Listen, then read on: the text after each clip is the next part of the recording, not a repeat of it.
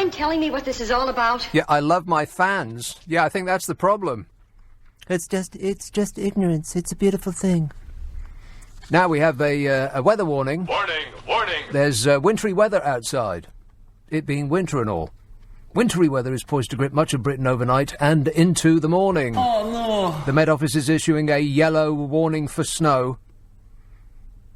Don't eat it.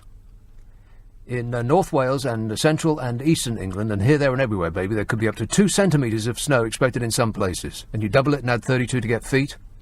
So 2 times 2 is 4. That's easy. And 2 plus 32 is 52. So that's going to be 52 feet of snow tomorrow. Can you believe that? No. Southern England is also said to be hit by winds of up to 65 miles an hour in a 20 zone. It's coming in a hatchback. And there's going to be a risk of falling trees and disruption to power line. Falling trees? Well, that's not saving the planet. Prince Harry will be furious. Should we start there? Hazard and Sparkles are saving the planet. They've sailed in on a perfume cloud to save us. The Duke and the Duchess of Sussex. I bet if I went into the street with a clipboard and asked people who the Duke and Duchess of Sussex are, they'd say, got no idea. It's Hazard and Sparkles. This is a day or so old, this story. Forgive me, it smells a bit. It's a little bit ripe. But let's not throw it away, because that's not saving the planet either. Food waste. They face the prospect of accusations of hypocrisy after taking a private helicopter trip just 2 days after telling everybody else to buckle up and do something about climate change. HRH Puffenstuff took the helicopter from London to Birmingham on Monday. But 2 days later, Hazard and Sparkles were on stage in London telling 12,000 young people, all of whom are breathing out carbon dioxide, to do as they do and not as they say. Oh, fabulous. They say the kids should wake up. Wake up, kids. I thought the kids were woke already. Wake up and do something about it, they said, but not in that way. They said the way in which that we are living is having a damaging effect on the earth. How did they say that with a straight face? The way in which we are living. Oh, by the way, the Sunday Times has a new report out. There's going to be a big day for the Sunday Times tomorrow. It's going to be flying off the shelves. You better get to the shop early. It's the issue with Qatar. I'll come to that in a minute. Anyway, Hazard said the kids should wake up. We've got a damaging impact on the planet because of the way that we're living. We should change our ways. And when him and Sparkle said our ways, they didn't mean their ways. They meant we should do something about it because they certainly aren't. Someone's got to start. He talked about how our world's greatest assets are threatened every day. He says, it's really easy to take the mick out of this, so I will. He said, every blade of grass, every ray of sun is crucial to our survival. Every moonbeam and every buzzy bee and tweety bird. He sounds like he's on the verge of bursting into the age of Aquarius. Groovy. I don't know how he can say that with a straight face, honestly. I mean, his dad's always at it too. They must be the most wasteful family in the country, and they're telling us to save the planet. Do you know how many homes they've got? Neither do I. I don't think numbers go up that high. But there's Buckingham Palace, Windsor Castle, Holyrood Palace, Hillsborough Castle, Sandringham House, Balmoral Castle, Craigowen Lodge, Delnadamph Lodge, which I've never even heard of, Clarence House, Highgrove House, Kensington Palace, Amner Hall, St James Palace, the Royal Lodge, Bagshot Park, Barnwell Manor, and various other castles, palaces, lodges, estates, houses and manors, and what they comically call cottages, which would be a palace to the likes of you and me. You could play a game of football in the living room of one of those cottages. You could land a helicopter, I bet. And all of them, all of those places, constantly cleaned and heated and titivated to their precise specifications, despite the fact that they hardly ever see any of them. And they wouldn't be able to find their way round any of them without a sat-nav if they did. And they get between them, and wherever it is they want to go, by the most polluting and expensive way possible. And we're paying for it. You're welcome. Thank you. I mean, if they really want to save the planet, they could all rein it in a bit. But that's not about to happen under the current reign. No reining it in under the current reign. I mean, apart from Kim Jong-un, who on earth has their own train, for crying out loud? And there's the usual hem-sniffers from the Tory right-wing that want to get them a new yacht. A boat so big it would have its own magnetic pull, like a planet. And Air Mars Andy uses a Royal helicopter to take him from the drawing room to the loo and back. And they've got the nerve to tell us to conserve energy. I mean, assuming that they never read the press, the only way you can understand this is that they've all grown up never hearing the word no. Yes. And this is after Meghan Sparkle spent what would take her subjects a decade to earn on a trip to New York to be showered with presents. And then her and Hazza were at Wembley, which celebrates the thing that celebrates young people making a difference in the world. He said climate change is a humanitarian issue, and one where we've been far too slow in waking up to the issues and acting on the damaging impact of our ways of living that are having on the world. He stumbles a bit. He's probably stoned. He said, we have the facts, the science, the technology and the ability not to save not just our planet but ourselves. He said, I know you don't sit back and wait for solutions. You take action and create them. Yeah, well, we'll have to, because they aren't. Or is that a treasonous thing to say? Yes. Little bit. On youth, he said, you are the most engaged generation in history. Really? Really? He says, you don't judge someone on how they look or where they come from or how they identify. Oh, please, have you seen the internet? It's nothing but kids judging each other on how they look. On where they're from and how they identify. He says, that's what makes me proud to stand in your presence as you tackle the world's greatest issues. And you guys know as well as I do, we've still got so much to do. What rubbish. Kids today are just as dumb, clueless, self-centred, wasteful, biased and closed-minded as they ever were. Until you get to, let's say, 50... Then your mind is open. Only when you get to 50 do you know everything. Affirmative. On the environment, he said, climate change is a humanitarian issue, not a political one. We now have the facts, the science, the technology and the ability to save not just our planet but ourselves. Facts? Nobody's remotely interested in them anymore. It's all about feelings now. On social media, he said, every day you're inundated with an overexposure of advertising and mainstream media and social media and endless comparisons distorting the truth and trying to manipulate the power of positive thinking. It sounds like... does anybody remember Radio Luxembourg? No, not Radio Luxembourg, Radio Caroline.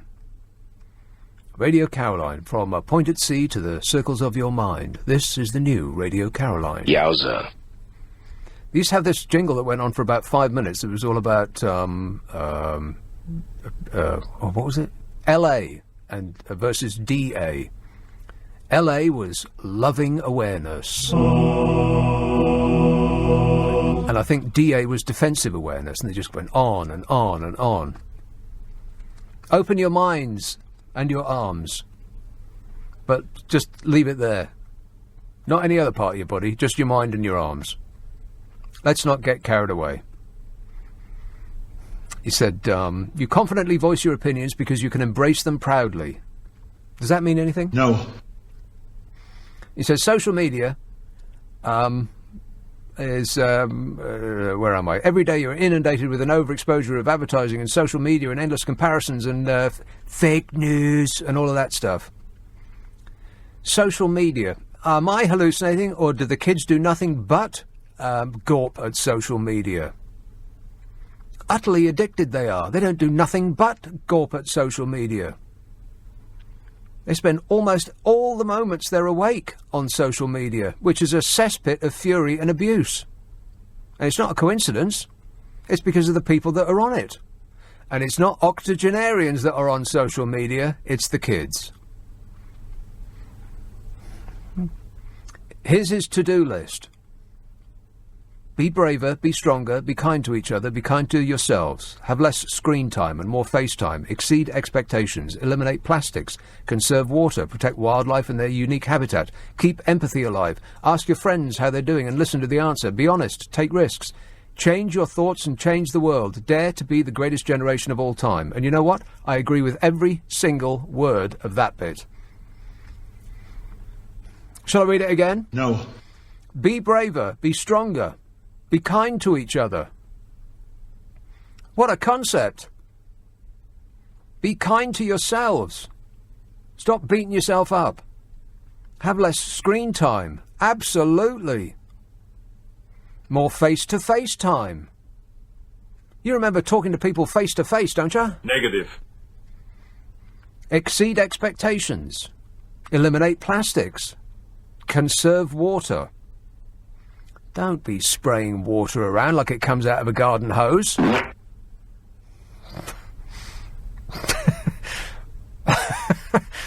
I knew it was coming and it still made me laugh. It doesn't just come out of a tap, you know.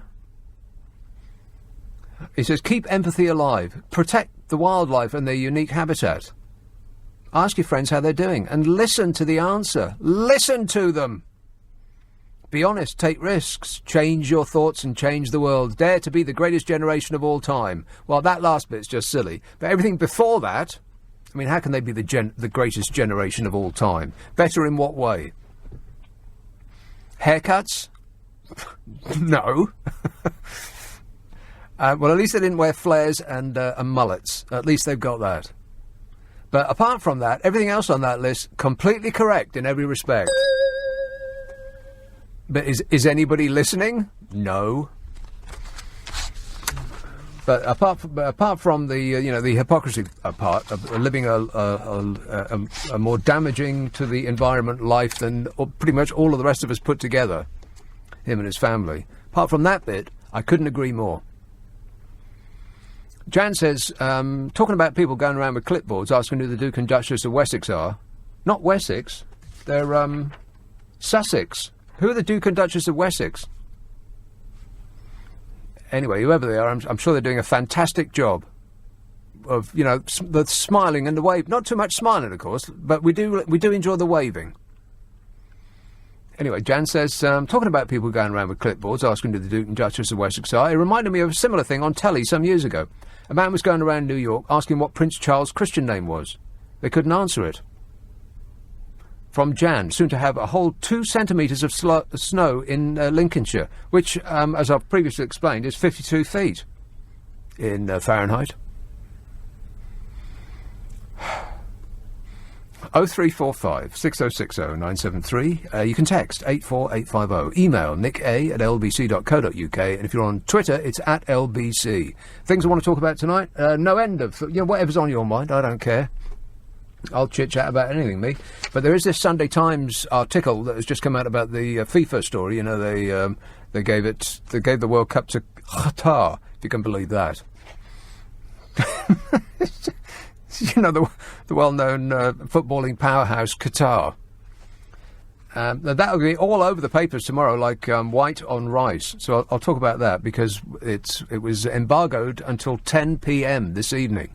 This information has only just become available. The steam is still rising off it. It's so hot.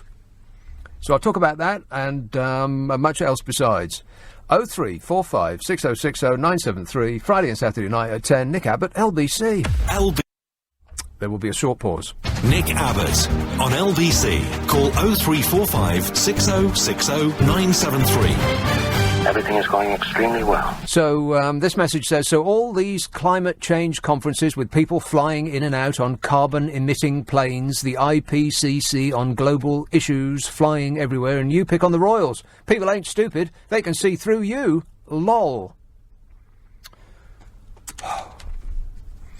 Yes, those people are crossing water. You can't cross water by a bicycle. You've got to fly. Plus, I mean, the Hazard and Sparkles fly within this country. Plus, the people who go to climate change conferences don't live in castles, palaces, lodges, estates, houses, manors and cottages. Typical royal hem sniffer. Oh, well, Her Majesty is practically perfect in every way. Chris says, unfortunately, this country has now been taken over by left-wing liberal ideology. What are you talking about? What, the left-wing liberal conservative party, you mean? He says, if we really want to return our society to sanity, then we need a return to right-wing conservative Christian values as soon as possible. I'm assuming you're being sarcastic. That is my assumption. Ealing, hello, Kumar. Good evening, sir. I'm an energy analyst, and I'd like to make 2 points, but each point is 60 seconds. If I don't make sense, then cut me off on the second. Okay. But the first point is this, is that from when the coalition government came into power, they passed legislation to decommission all coal-fired power stations. That means 30% of the current UK capacity, i.e. 7 stations. And the idea was that you replace them with either gas or nuclear power. Now, the problem with gas is that gas is in steep decline in all sectors of the North Sea, whether it be Holland, Norway or Britain. So then you come to the Merkel problem of that if you take gas, you have to take it from Russia, and do you want Putin to be in control of the gas tap? The answer is obviously in the UK no. Merkel has no choice, so she had to say yes.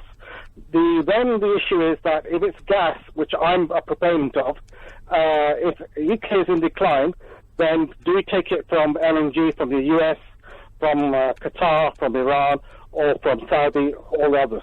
Now, the good news with LNG is that the production is increasing, therefore the cost of delivery is reducing. Okay, the other alternative is nuclear. Now, the problem with nuclear is fourfold, in my opinion. Number one, it's unviable economically without massive government subsidy. As you know, George Osborne tried to entice EDF with massive, 3 times the current cost of kilowatt-hour price, and they still said no, because the cost of a nuclear power has risen from 15 to 30 billion pounds. And the second problem is obviously the health and safety, i.e. Fukushima or Chernobyl. I don't need to say anything now. The third issue is fissile material. Where are you going to store it? Are you going to store it offshore Morecambe Bay? I doubt it.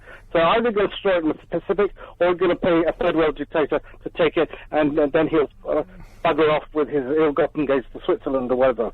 The fourth is that when you decommission a nuclear power reactor... Can I just interject one moment? Just so we know where we're going, just so you give a précis, a summary of your survey, your thesis, what's your conclusion? I'm about to, if you permit me, sir. Okay. It just seems like we're taking the scenic route. Okay, go ahead. Well, believe it or not, was your first contention that coal power represents what percentage of our power generation? 30%. 30? No. Yeah. That's not true. Okay, provide me the evidence, sir. Anyway, can I finish my point? The fourth is that you're going to leave when you decommission a nuclear reactor, you leave a brownfield site, which is radioactive, for 250 years. Right, what about wind? I mean, you seem to be an expert in it. What about wind? No, well, I'm coming to that. How about hot air? Got no end of that. 7% is what less than 7% from coal. No, not true. It is true. What? Give me the substance of that basis. That's simply not true. Well, it's government's own figures. No, that's not true. Well, it is true. I'm looking at it right now. I'm telling you, it's about 29.7% from the latest figures that are. With all due respect, this is how I make my money in my 9-to-5 job. Can I just finish my point? How much money do you make? Give me another 30 seconds and I'll make my point. Okay. The next issue is this, is that the government has decided they want to phase out diesel and petrol cars by the year 2030. 40. In some scenarios, they're suggesting to bring this forward to 2032. Put that aside. The point is this, that if you increase electric car consumption, you increase electric demand, in which case, where's the power generation capacity going to come from? So you have a choice. Number one, you need to increase the number of charging stations. Government money doesn't have the money, and neither do local authorities, so you're going to turn to the private sector. Okay, are we approaching your conclusion? I hope so. If you give me another 40 seconds. Why, about 2 minutes ago, you said you wanted 30 seconds. But you've been interrupting me, sir. No, I haven't. You've just been going on and on and on. Just jump to the conclusion. Look, sir, I make presentations... Oh, yeah, you keep telling me what an expert you are. Just jump to the point. The point is this, that we're putting the cart before the horse. Before we decide on when we're going to annex diesel and petrol... But, let me ask you this. What on earth has this got to do with what I'm talking about? I mean, it's like you're listening to a different show. I thought the topic from your producer was climate change. My producer? Well, whoever. You employ filters. Yeah, in what capacity are you an expert in this regard? Previously, I was a fund manager for a sovereign wealth fund, and I invested money. Okay, so you're in money, but that's got nothing to do with energy. Well, I'm an energy fund manager. An energy fund manager. So you should know that coal produces 7% of our electricity. Simply not true. Why are they phasing out... Okay, well, I'll tell you what. Have you got the internet where you live? Okay, just look it up. I'll wait. 0345 6060 973. What was he talking about? But at least he was loud.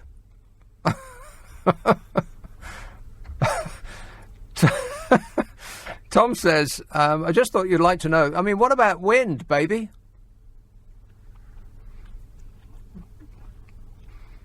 I think we could have powered electric cars just off him.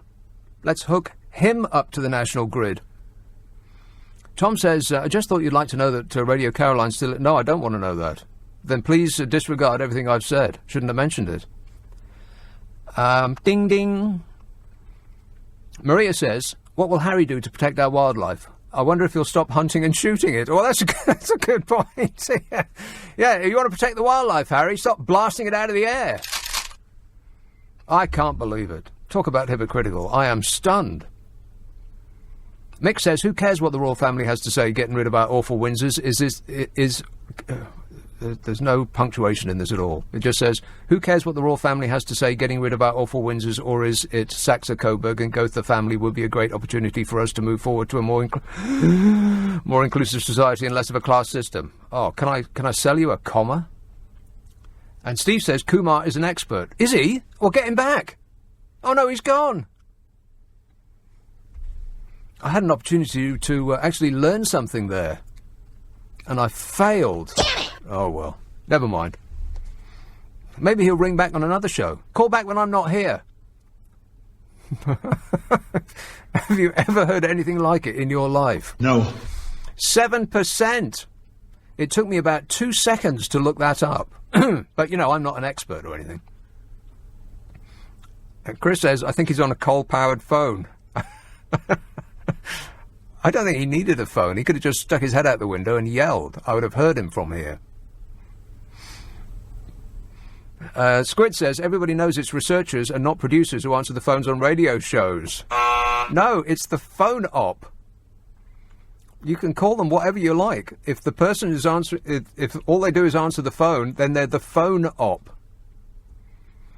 I'm the producer. I'm like the Swiss Army knife of radio persons, me. I'm the writer, the producer, I'm the desk op, I'm the technical operator. Uniquely, I think I'm the only person that actually does that in this station. Everybody else, every other show gets 3 people on it. Minimum. There's 3 people through the glass on every other show on this station. But when I'm on, 1. I do it all myself. You can tell, can't you? Can I get more assistance? 03, except Steve Allen. No, Steve Allen's got 3 people through the glass, hasn't he? He's got the T-boy and the the cushion fluffer, and the perfumier. Oh, there's no end of people to fluff around Steve Allen. Don't you worry about that. 0345 6060 yeah, not to mention the car valet. 0345 6060 973. You can text 84850. Email nick@lbc.co.uk. And if you're on Twitter, it's @LBC. I would like to hear from you, unless you're an expert. Friday and Saturday night at 10, Nick Abbot, LBC. It's just past 10:30. The news headlines with Zora Sullivan. Now the whole world's gone crazy. 0345 6060 973. Linda says we're all doomed. Shame. Yeah, never mind, eh? And Aggie says, did you say that you have the government's own figures on energy? Well, when did they ever tell the truth about anything, says Aggie. Capital letters on anything. Like she's shouting at me, which I'm getting used to on this show. Well, speaking about telling the truth about things, hang on a minute. Did you read this story about, this is not a happy story, so get ready. Are you ready?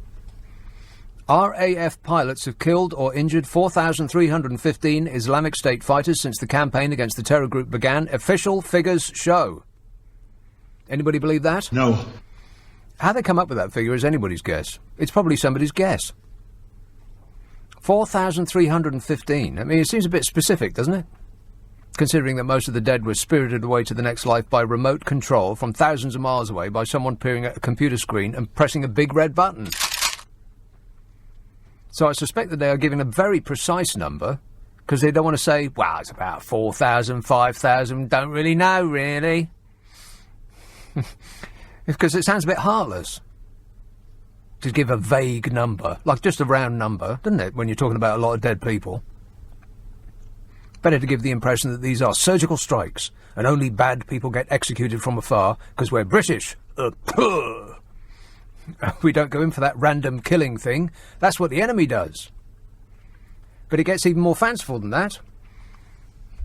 Because the Ministry of Defence actually said out loud, in all of those strikes, only one civilian died. Really? One? The one civilian who died in March last year was crossing into the strike area on a motorbike just before the blast, said the MOD.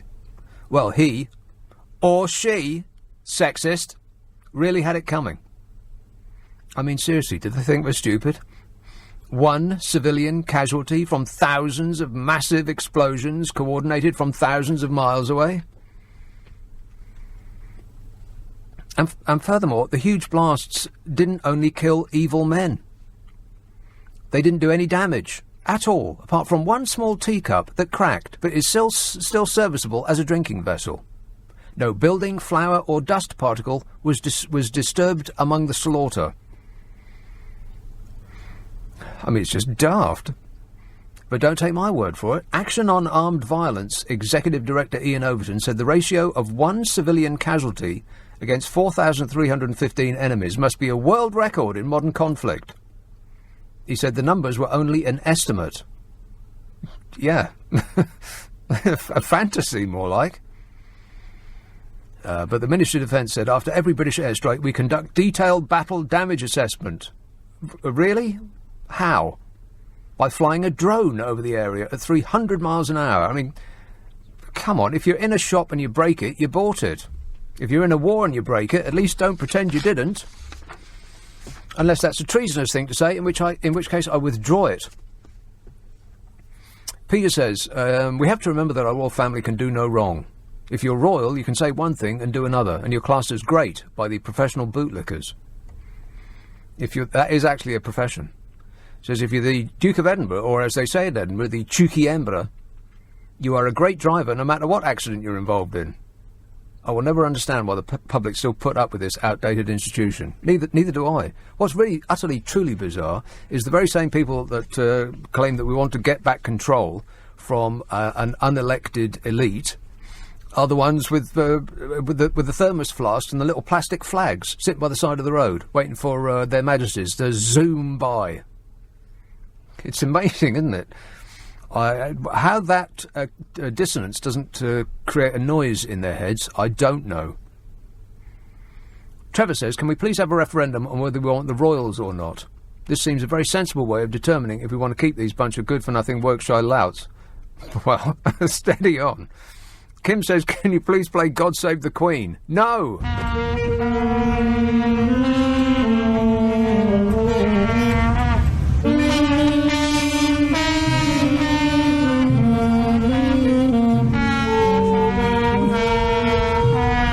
Okay, now you can sit down.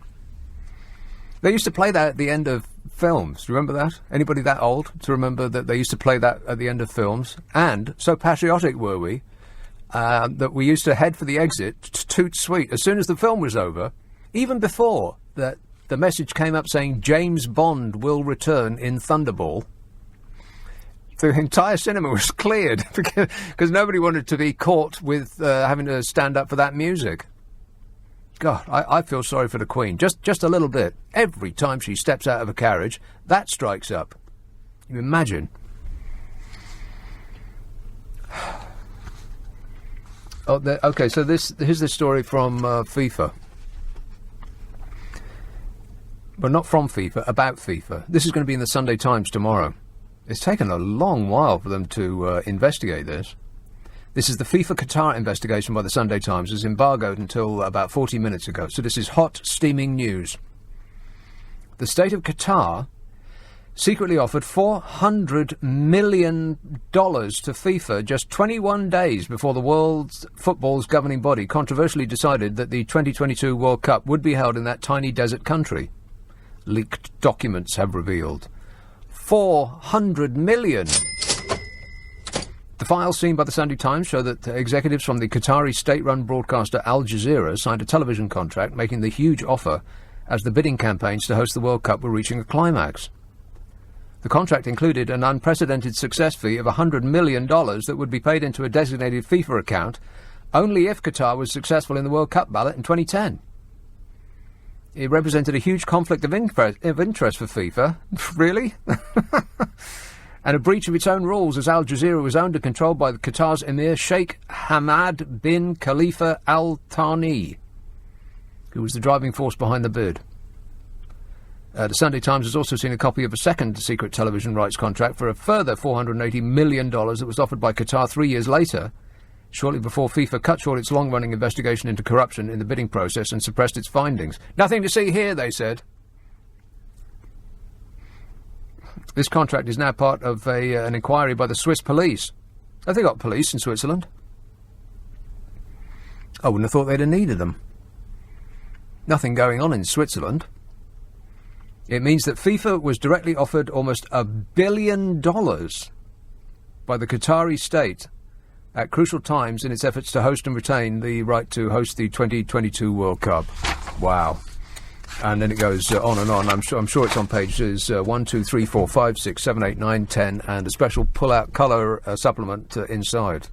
It'll be tomorrow in your Super Soaraway Sunday Times. Excellent work, assuming that this is correct in every way, shape and form. Cliff says, I've only just woken up. What?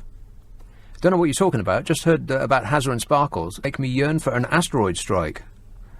Well, let's not get carried away. I'm sure they're nice people. I mean, I enjoyed Suits. It was if you just wanted to switch your mind into neutral and coast for an hour, it was an enjoyable TV programme. And I'm sure that Hazza is a fine person just as much as anybody else is. But it seems a bit rich to tell us to save the planet when they are probably the most wasteful family in the country, if not the earth. Robert says, Brexit bad for the environment. More trade with far-flung nations equals more freight movement by polluting ships and planes and more greenhouse gases. We're screwed.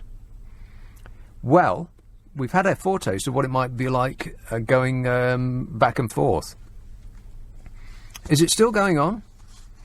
That chaos at the border? I'll come to that in a minute as well. There's no end of things to talk about. Look at that switchboard. Is there anybody remotely interested in anything I'm saying? No. Are you all scared about my reaction to the first call? Yes. Yeah, a little bit, yeah. Dinna be feared. Come on. Choo, choo, choo. This says, would you entertain using power from sheep, horse and cow's bottoms? I'm sure some clever soul could design a contraption to be fastened onto the creature's rear end, the gas being stored and then removed by the end of each grazing day. A private company could extract the energy and give said farmer or animal owner a percentage of the profits made. Granted, the initial layout for equipment and processing would be high. I'd be interested in a study showing returns possible. What do you think? I'd be interested in an illustration. Have you got a diagram? Can you mock something up for me?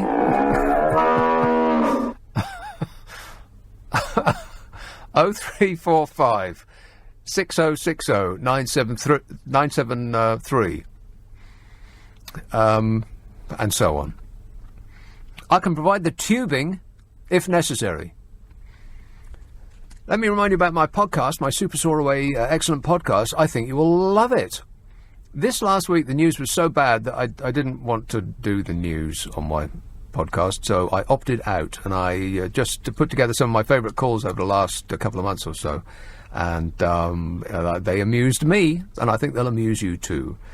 There's many episodes up there, and you'll find it, if you do Apple, then you'll find it on our global app. If you don't, then you will find it wherever they give away good podcasts. Ask for it by name. It's called the Nick Abbot Habit. Please hold the line. I'm trying to connect you. Yes, I'm trying to connect, call it in beautiful Eastbourne. Hello, Jay. Oh, good evening. Jay. Yes, it's regarding the national anthem. Yes. The music was written by a Scotsman. Right, I know the lyrics weren't written by a Scotsman. And the words were written I know that's true. Sorry. That's my sum total of knowledge, So Nick. who were the words written by? The words were written by a Scotsman as well. No, definitely not. I think, well, perhaps someone can ring in and let us know who they were. Well, where did you get your information from?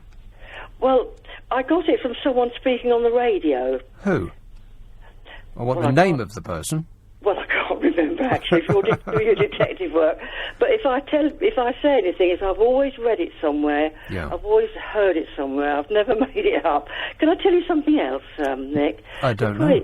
The Queen, when she went over to Ireland for a very special visit about a year or so ago, one of the people that were speaking over the radio said the Queen, via the Queen Mother, Elizabeth, is a direct descendant of the old kings of Tara. The kings of where now? Tara was in Ireland 2,000 years ago. The old kings of Tara. Really? I thought it was that big house that burnt down in the in that movie that you waited for about 3 hours before he used the word damn. Frankly, my dear, hold on a moment. I don't give a damn. Wikipedia, yes. Try Wikipedia. No. No? There's nothing on Wikipedia. I've looked. Anyway, just to say that, he might have come from Glasgow, this man. He might have even lived in the same street as you. You wouldn't know. See, there's if you keep singing the national anthem, yeah, it's horrible. It is, but it goes, Lord grant that Marshal Wade, may thy mighty aid victory bring, may he sedition hush, and like a torrent rush, rebellious Scots to crush, God save the Queen. I doubt very much that a Scotsman wrote that. Well, it sounds like it, because 2 whiskies, or 4 whiskies, and a torrent of whatever... he sounds like a Scotsman has had a few whiskies. No Scotsman would ever write those words. Well, I did hear that, because it's the third paragraph, isn't it? It's not the first. It's the 1, 2, 3, 4, 5. It's the 6th verse. They hide it right at the end. Yeah. Right. If you sing that in Scotland, then you'll be in for a great surprise. Well, I'd like to know, because if I've got it wrong, I'd still be interested now, wouldn't I? Okay, well, keep tuned, Jay, and we'll do what we can. All right. Keep well, Nick. Okay, well. I'll see you at the pier. Thanks a lot, Jay. 0345 6060 973. I'm very much looking forward to going to Eastbourne again this year. A day away to Eastbourne will be my summer holiday, like it was last year. It's such a great place. You go up on Beachy Head, and the view there is it's amazing. The scale is stunning. It's like Lord of the Rings. It's that big, and it's just the most fantastic picnic spot. Can't wait. And then Burling Gap's very, very nice. As long as you're not, as long as that poisonous gas cloud doesn't come rolling in. That happened, was it last year? They had some sort of sulphurous, poisonous gas cloud. And stupid me, I went there the very next day. Such an idiot. I could have been mortally affected.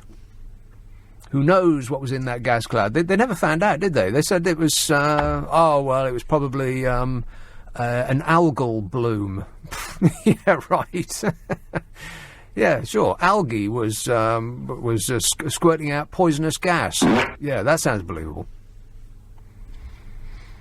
Very suspicious. Angela says, I really think we should have a referendum about whether we should have a second referendum. No. No more referenda. It was the stupidest idea anybody ever had. I want the name of the person who had that stupid idea. I think this is nonsense. Yeah, we'll find you in your shed, Dave. We know where to find you if we want to. We're still not missing you, by the way. You'll be in among the tools in his shed. Chertsey. Hello, Tony. Hi there, Nick. Tony. Yeah, hi there. I'm normally in my shed amongst the tools. Oh, yes. Do you think Nigel Farage has got a shed then with tools in?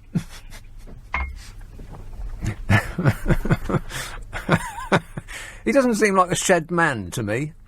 No, possibly not. But you never know, do you? I reckon if he had a shed, he'd turn it into a man cave, one of those fake pubs. Yeah. That's exactly what he'd do. He'd have a dartboard there and a bulldog, like a China bulldog behind the bar. Yes, called blimey. Yeah. I know my cousin did that. Him and his mates, and he was a jazzman, and so were most of his mates, a player as well, got thrown out of their local pub in Harpenden. Can't remember why. So he converted his garage into a man cave with a bar, with optics, with a dartboard as well.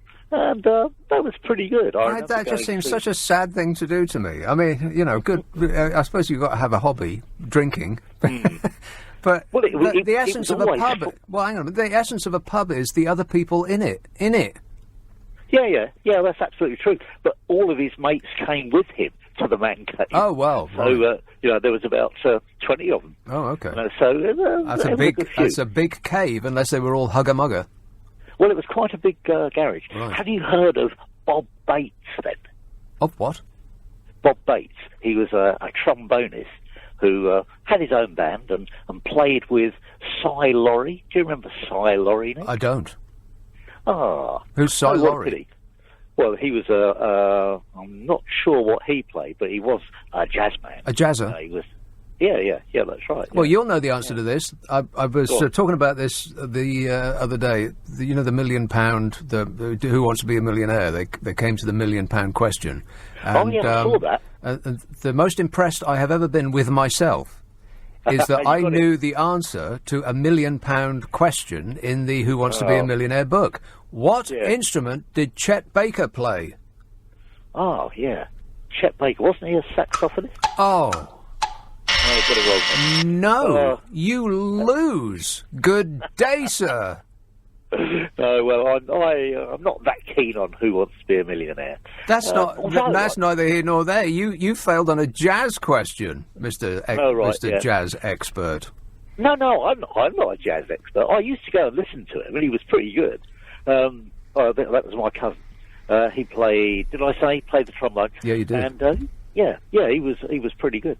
And what else was I going to say? There was something... Oh, yeah, I think Jeremy Clarkson is pretty good on Who Wants to Be a Millionaire. I think he's pretty good on virtually anything he does, I would imagine. I think he's television gold.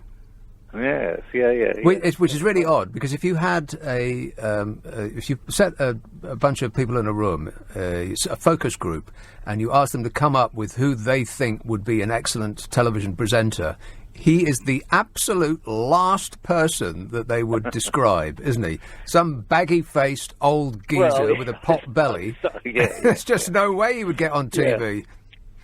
Although one of his mates, I think Hammond would be the focus of the focus group. Yeah, they would come up with something like that. Some eager beaver who looks sort of all rightish. Yeah, who's got white teeth, exactly. Yeah, not some brown-toothed old bloke who's got a face like a bag of walnuts. Have you met Jeremy Clarkson then? No, I haven't. He actually mentioned my name. That's my claim to fame. He wrote about me in a book of his, but very briefly, in passing, he said that there used to be this bloke on the radio who used to be extremely rude to politicians, which that doesn't sound like me, does it? No, not at all. Yeah, not at all. I remember you were also mentioned in another DJ's book. Yeah. Nick, I'll think of his name in a bit. Ferrari? And anyway, he said that he got lots of his material from listening to you. My material? I wasn't aware I had any. Well, not material, but the way you did it, using recordings and so on. Oh, right. Well, if he's got it from me, then vicariously he's got it from a guy called Neil Rogers, the greatest radio talent I have ever heard. Neil Rogers, there's a talk show, he's a little bit dead at the moment. See, I think he's still dead. Right. I can check on that while you wait, but I think he is still dead. He was a talk show host in Miami, the most talented radio man I've ever heard, ever. Right, yeah. No, this guy, whose name will come to me eventually, I can't think of it at the moment, said he used to listen to you when he was about 12 or 13. Well, the only thing worse than being listened to is not being listened to. So, but what did you actually call up to say? Because that's not what's on my screen. Energy production. Yes. I think you're very likely to be right about a fairly small amount of. I know I'm right. I cross-referenced it. It's about 7%. At the moment, right now, I looked it up, and at this moment, it's negligible, almost nothing at all. Wind is producing way more electricity than coal at the moment, but it's about 7%, there or thereabouts. That first caller, what he knew about energy, you could write on a plug. All right, thanks a lot, Tony. 0345 6060 973. Text 84850. Email nicka@lbc.co.uk. And if you're on Twitter, it's @LBC. I'm taking you off the air. I think you're having a breakdown. I love my fans. Of course you love your fans. What's he going to say? I don't like my fans. I hate my fans. Awful people following me around, buying tickets. Ugh. I love my fans. I love you. I love everybody. Alan says, disagreed with you about the Royals. You read my text out as a first-time listener. What? But thanks for the Times Qatar exposure. So much damnation of Russia leading to their World Cup by our politicians. This makes no sense.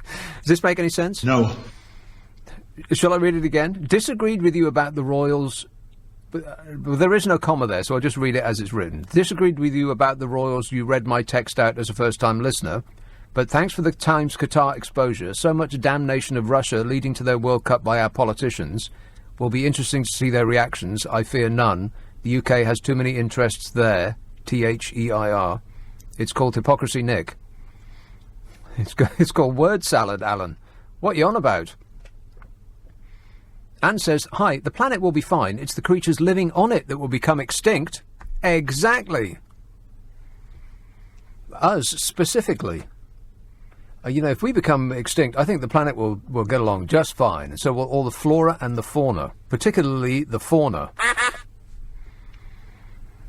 Here's a call in Forfar. Noel in Forfar? Yes, Noel. Oh, hi, mate. I finally got through to you. Let me start by saying I completely agree with an earlier caller who said that we have a referendum on another referendum. It's simple. Just say, right, do you want another referendum, yes or no? If you say yes, then you have another referendum. If you say no, then you retain the status quo. Simple, perfect logic. Right. But what kind of a person would say that we should have a second referendum? We should have a second referendum. You'd have to be off your chump to say we should have a second referendum. We should have a second referendum. I love the way, yes, absolutely agreed entirely, yep. Okay. All right. Yeah, so the question is simple. People, do you want another referendum? Yes or no? And if you say yes, then you have another referendum. If you say no, then you retain the status quo. Simple. Perfect logic. Okay. Well, you're giving it a lot of thought. Thanks a lot, Noel. 0345 6060 973. Let's get that first caller back on the phone. He's the best so far. I think next time you call, Noel, just back off the phone a couple of feet. A little bit too close. This says, that's not £1 million question, now is it? What, the question that I gave? Well, it actually was. If you buy the book, you will find that one of their £1 million questions was, what instrument does Chet Baker play? See, that chap that I was just talking to, he was a jazz aficionado, and he didn't know. I thought that would be a piece of cake. It's like saying, what instrument does Jimi Hendrix play? I mean, Chet Baker, he ain't nothing. If you like jazz music, and who doesn't like jazz music, really? The amount of people that say to me, oh, don't like jazz. Oh, no, I don't like jazz. That's a ridiculous thing to say. It's like saying I don't like music or art. What you mean is you don't like the free-form jazz. All that stuff. There's a trick to enjoying free-form jazz. As long as there's one instrument in the band that's not going berserk, and it's often the drums or bass, you can just, if you listen, now this is actually a good tip, if you learn nothing else from this show, then you will have learned nothing else from this show. I'm completely wasting my time. But if somebody's playing freeform jazz, then there is a way to get into it, even if you think you don't like it. You listen through all that free-form stuff and lock on to the person that's just keeping time or playing the melody. Because there'll usually be at least one band member that's just being, in inverted commas, normal. And you just listen to them, and then all the rest of it just surrounds you. And by that method, you can acquire a taste for it. You know, like a grown-up. If you hadn't gone through your life acquiring tastes for things that you initially repulsed you, then you'd still be eating Farley's rusks and drinking chocolate Nesquik. Both of which I actually still enjoy, apart from the Farley's rusks. I haven't had one of those in ages, but I bet I'd like one if I had one. Let's have Southend. Hello, Lee. Hello, Nick, you all right? Yes, good, thanks. Nick, so we got the low emission zone coming in London. Yeah, it's going to make no difference whatsoever. It could do, because the money raised could be put into carbon capture technology. And we could put that by our schools. I'll tell you how much money they're going to raise. They're going to raise £12.50 twice a week from my car going in, because there's no other car on the streets of London that's as old as mine. Every car made since 2005 that runs on petrol is going to get a pass. What difference is it going to make? There's plenty of these, but the point is the money raised needs to go to carbon capture technology.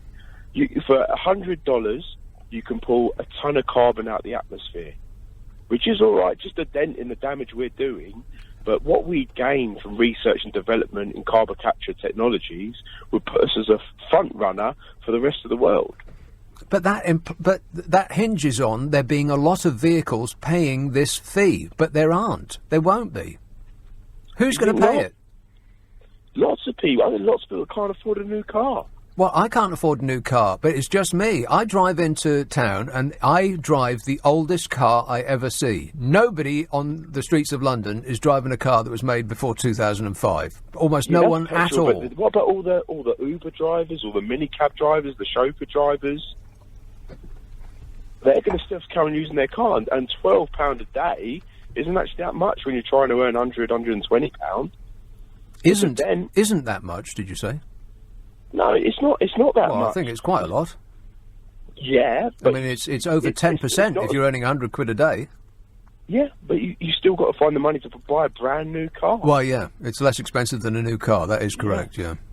Yeah, so you might as well stick with the one you've got, pay the tolls, still earn money, but keep your costs down. It's really kind of yeah. Thanks a lot, Sadiq Khan.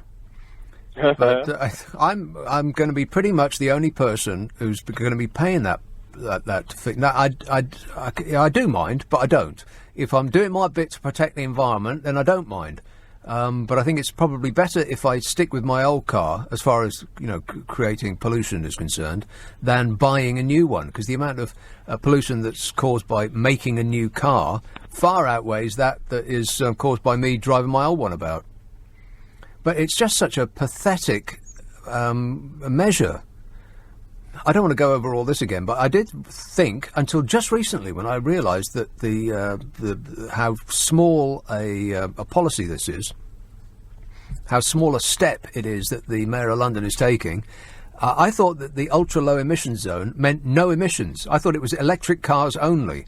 Only a car that produces perfume coming out the back of it, and a little dribble of water would be allowed into the centre of London without a fee of £12.50, which is, quite a lot of money, really, especially if you go in, twice a week for me, but 5 times or more for a lot of people.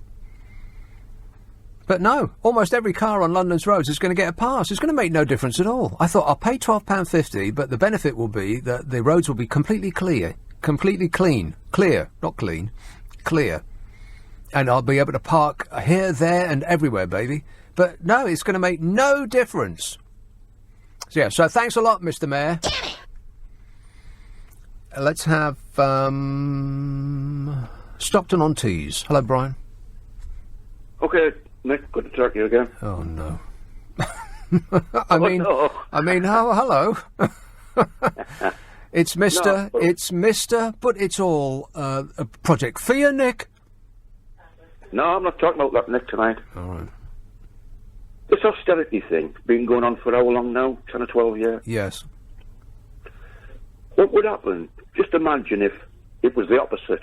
It was anti-austerity. It was the opposite to austerity. We were well off. Would it really work out? Would we all walk about smiling, wouldn't we? Would it work out for the better? Well, it depends what we would do with the money. If like the right-wingers want, and they would reduce taxes, which would specifically benefit the rich, then no, we would not be happier. But if we did what the Scandinavians do and taxed us more and used that money to spread the wealth about a bit, then we would be happier. Yeah, but that won't happen because we are in the grip of right-wingers in this country. No, I'm not saying that, Nick. What I'm saying is, forget about taxing anybody, whatever you do. All I'm saying is, if we had, say the working class, we'll pick the working class out first, right? Just say we had another £50 in our pockets more each week. Would we... I think you need to get that door, a little bit of oil on that door. It's a bit squeaky, dear Brian. Yeah, it's just a human goal. Unless you've got a parrot in the background. What is that noise? The grandkid. Right. Got the grandkids for the weekend. All right, time to shut up a minute. So, all I'm saying is, what it's, because I find out a lot of people, it doesn't matter how much money they have, Nick, they will still waste it. What do you mean by waste? Well, I wouldn't say waste. Would still not be satisfied still. Right, yeah, more money, after a certain amount, more money doesn't bring you happy. I mean, if you only earn £5,000 a year, then another 1,000 would make you happier. But if you earn £150,000 a year, another 1,000 ain't going to make no difference, not nor nothing. No, but I was talking about the breadline. I wasn't talking about millionaires and that. Right. The breadline people, it gets to a stage where, say you give them another £100 a week now, the breadline people. Now, they still won't be satisfied, I don't think, a lot of them people. They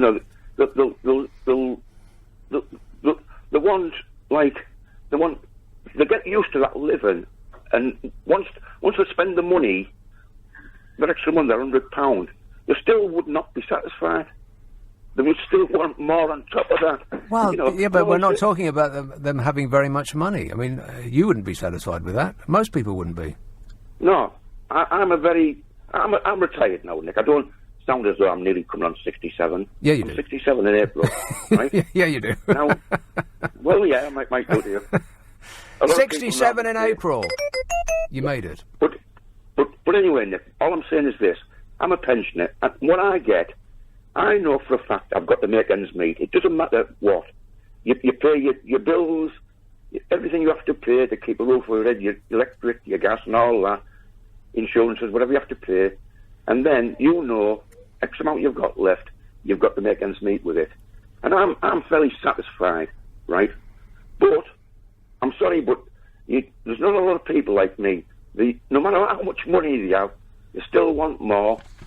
And I can put a number on it if you want. I can put a percentage on the amount of people that are happy with their income.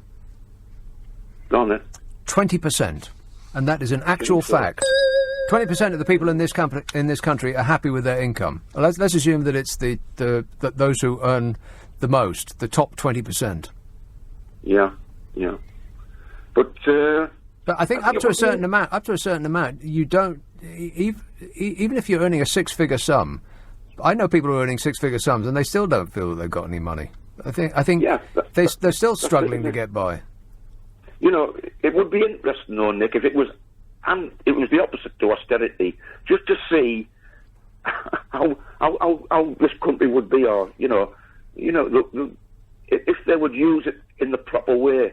I think it depends what you mean by the proper way. I think the proper way would be to spread it around to benefit all of society, to have a better health service, to have better care, to have better social services, to have better education, to have more police. All of the things that we rely on to knit society together have been underfunded for, like you say, 10 years now. Austerity, in order to balance the books, and it hasn't worked. Every day... Yeah. We keep getting deeper into the hole of debt. It hasn't worked at all. Staggering. Before I go on it, one thing I've been happy about when I was working was the taxes went right down. I was happy with more money in my pay packet, so you could decide what to do with it. I think if you don't... That's the opposite of what I just said. That does not lead to happiness, and I've got the proof. No, I'm just saying, in personal opinion... If you have it in your wage packet, you get it in the roundabout. You still mightn't get it in the swings because both might still go up and you haven't got your money in your pocket. So you get it one way, don't you, if it's in your pocket. If you don't get it in your pocket and you lose on swings and roundabouts, you lose twice, don't you?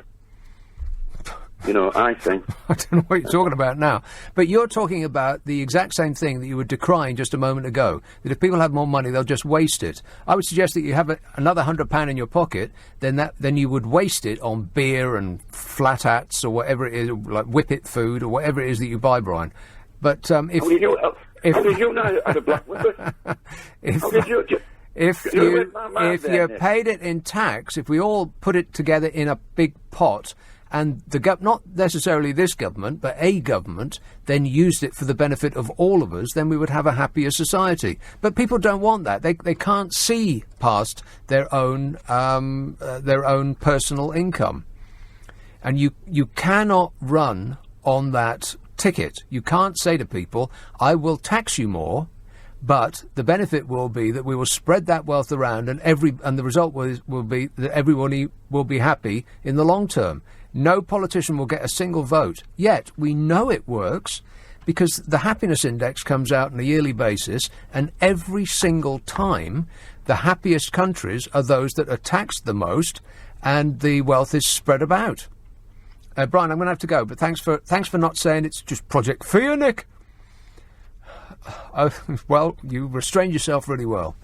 0345 6060 973. Nick Abbot, LBC. This is... What places goes on inside that head of yours? Don't ask. This says, Nick, I agree with a lot of what you say, but please stop having a go at the Royals. They are a fantastic institution and do so much for property values in my road, says Simon in Windsor. Pauline says, no comparison between the royal family and the EU unelected. The EU unelected. No comparison between the royal family and the EU unelected. Is that a sentence? No. She says, royal family came about by ascendancy over hundreds of years, is our heritage and part of our culture. Juncker and Barnier do little but sneer and are concerned about the money honey to restock the cellars in Brussels. Oh, Pauline, stop reading Facebook. It's ruining your mind. How can you compare the two institutions and find that the royal family is the more has the most? Oh God, what's the word? It's not the word I'm looking for, but I'll have to just go with justifiable. Nobody voted for the royal family. And before you reached for the phone and said nobody voted for Juncker either, well, yes. The amount of times that you hear the usual suspects say, well, these are people unelected over there. I'm not mentioning any names of the people that say things like this. I'm a nutcase. But you know who I'm talking about. If they weren't directly elected, like your MEP, then they were directly elected by the people that you directly elect. I mean, our civil servants weren't directly elected by us. I mean, and people say, well, you know, the EU's chief negotiator, who elected him? Well, who elected our chief negotiator? I mean, do you even know who he is? Some grey-faced, grey suit from the civil service. The European Parliament elections, each parliamentary grouping made up of like-minded parties from different countries, of which Uncle Nige is one, a very unpopular grouping of parties. I think he's got about 6%, something like that. Not very popular at all. They run under a lead candidate, and Juncker was the lead candidate of the party that got the most votes, therefore elected. But, you know, these are just facts, and I know that nobody's interested in those anymore. 0345 6060 973. Let's have a call in Croydon. David. Hi there. Hello there. Hi, Nick. Yes, sir. Hello, yes. So, to take a point with what you said earlier about cars since 2005, so it's 50% if you go all cars since 2005 are diesels that are on the road. However, if you look at saloons, which may not hatchback. What's 50%? The number of diesels to petrols, 50%. Number of diesels to petrol. Well, I think diesel cars are verboten. I think you will get a fine if you drive a diesel car. Quite right too. But so petrol cars after 2005 get a pass, which just seems incredible to me. Yeah, the diesel cars have to be after 2015 or 2016. Right. So about half the cars are actually diesels. However, if you look at is that true? Yeah, just look it up. If you look I won't look it up. Sounds like homework to me. Yeah, no, I mean, you know, if you look at non-hatchbacks, it's 4-to-1. So there's 4 times as many diesels in non-hatchbacks than there are as many petrols. So only a quarter of the cars since 2005. I just did, out of my own interest in Australia, and looked up what's available in 2005. So 4 times as many diesels as petrol. I don't buy that. But anyway, what's your point? Well, I mean, just look it up. I will not look it up. Well, get your listeners to. I mean, you know, I appreciate you don't buy that, but it's just fact. I'm just telling you. Oh, well, nobody's interested in facts anymore, David. But what's your point? The point is it will affect a lot of people. It affected me. Now, I can't afford to buy a new car. However, because of it coming, I can't afford £11.50 a day. What I did £12.50 a day, I think. £12.50 a day. Yeah. Thank you. Just got worse. Yeah, I didn't know it was that high. Yeah. So I mean, you know, it's bizarre because it's not really a very democratic society. If you think about, I joined the student protests about increasing the fees. It didn't really matter. They put it up anyway. And this is the sort of thing where, if you look at it, it's about 50%. It was about 60%, I think, voted for this. But this what? This charge. But I don't think they realise the significance of it. It's going to affect a lot of people. Great. London's air is practically unbreathable. Somebody needs to do something. It's just that I thought he was really going to go out on a limb and do something dramatic and stop all cars that weren't zero emissions. But no, I bet it doesn't make the blindest bit of difference. I bet it's still a queue to get into London, and I bet you still can't park anywhere. Yeah, I mean, I agree. I don't think it'll make that much difference. I think it's more of a revenue generation thing. I mean, I don't think it's going to make that much difference. There's a few studies out about what it's going to do to the air quality, and it's not much. Yeah. I mean, I looked it up. I mean, occasionally I waste my time by looking up on the internet things that I can't afford, like holidays and cars and things like that. I'm sure I'm not alone in that. It's a giant waste of time, but it's just, you play a little fantasy game. And I looked up to see how big an engine you could get away with, because you can put the number plate into the internet to see whether you would be subject to the fine or not.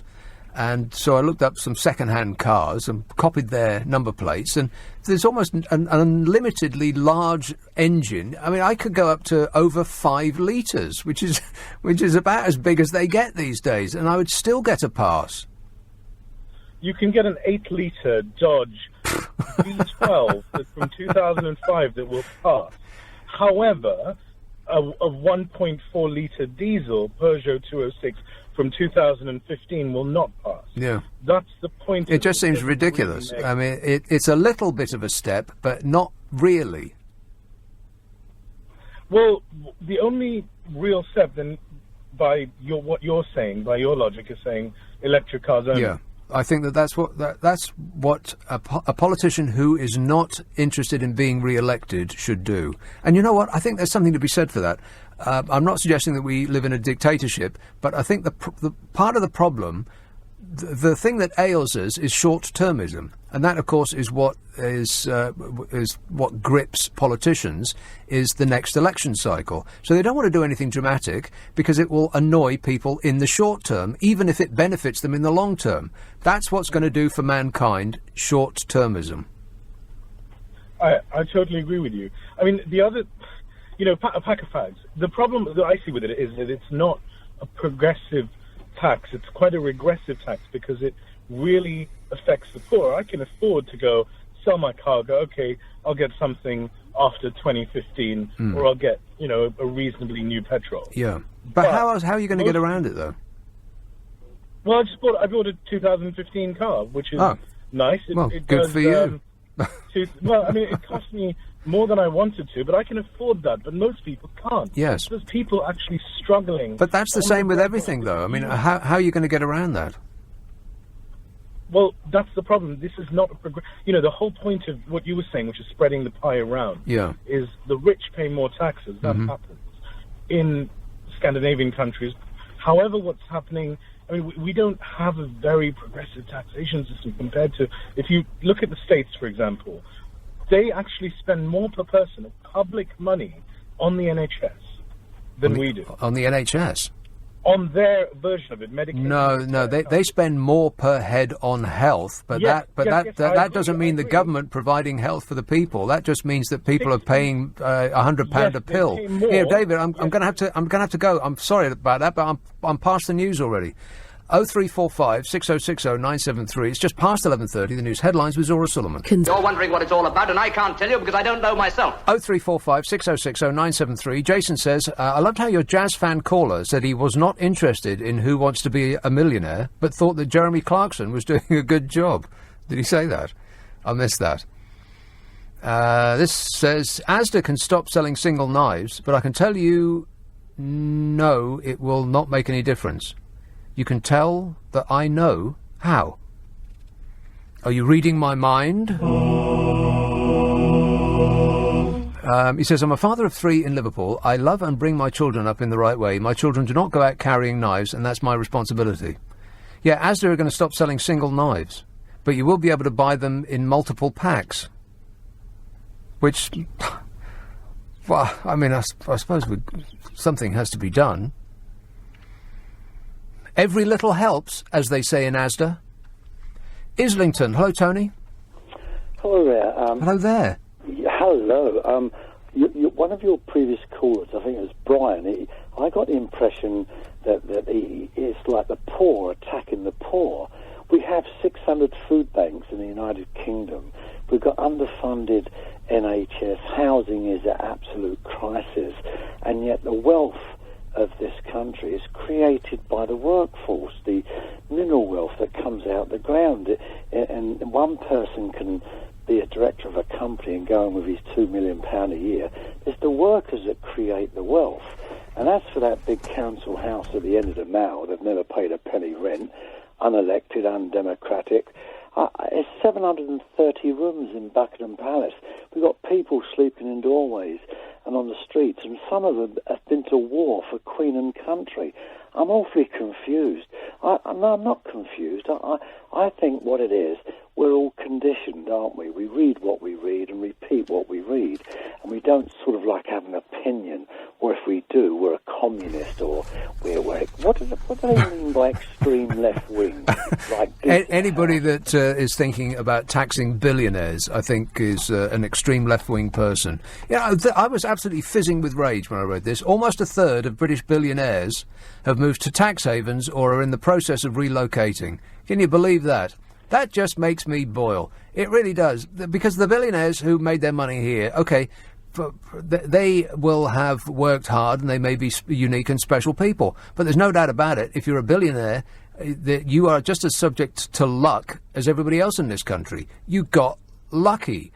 Furthermore, you made your wealth by exploiting the what is available in this country because of the taxes that people pay. The police who keep order, the councils who fix roads, the health service that you were probably born in and your workers rely on, the schools that trained your workers, and so on and so on and so on. And all of that is made available to the citizens of this country because we all pay tax. But when these people make a certain amount of money that enables them to leave and not contribute anymore, they're off. They're up sticks and scarper. I just think that's absolutely incredible. There should be a law that if you leave and take your money with you, there should be a penalty. Let's say 80% of the money that you take out of the country, something like that.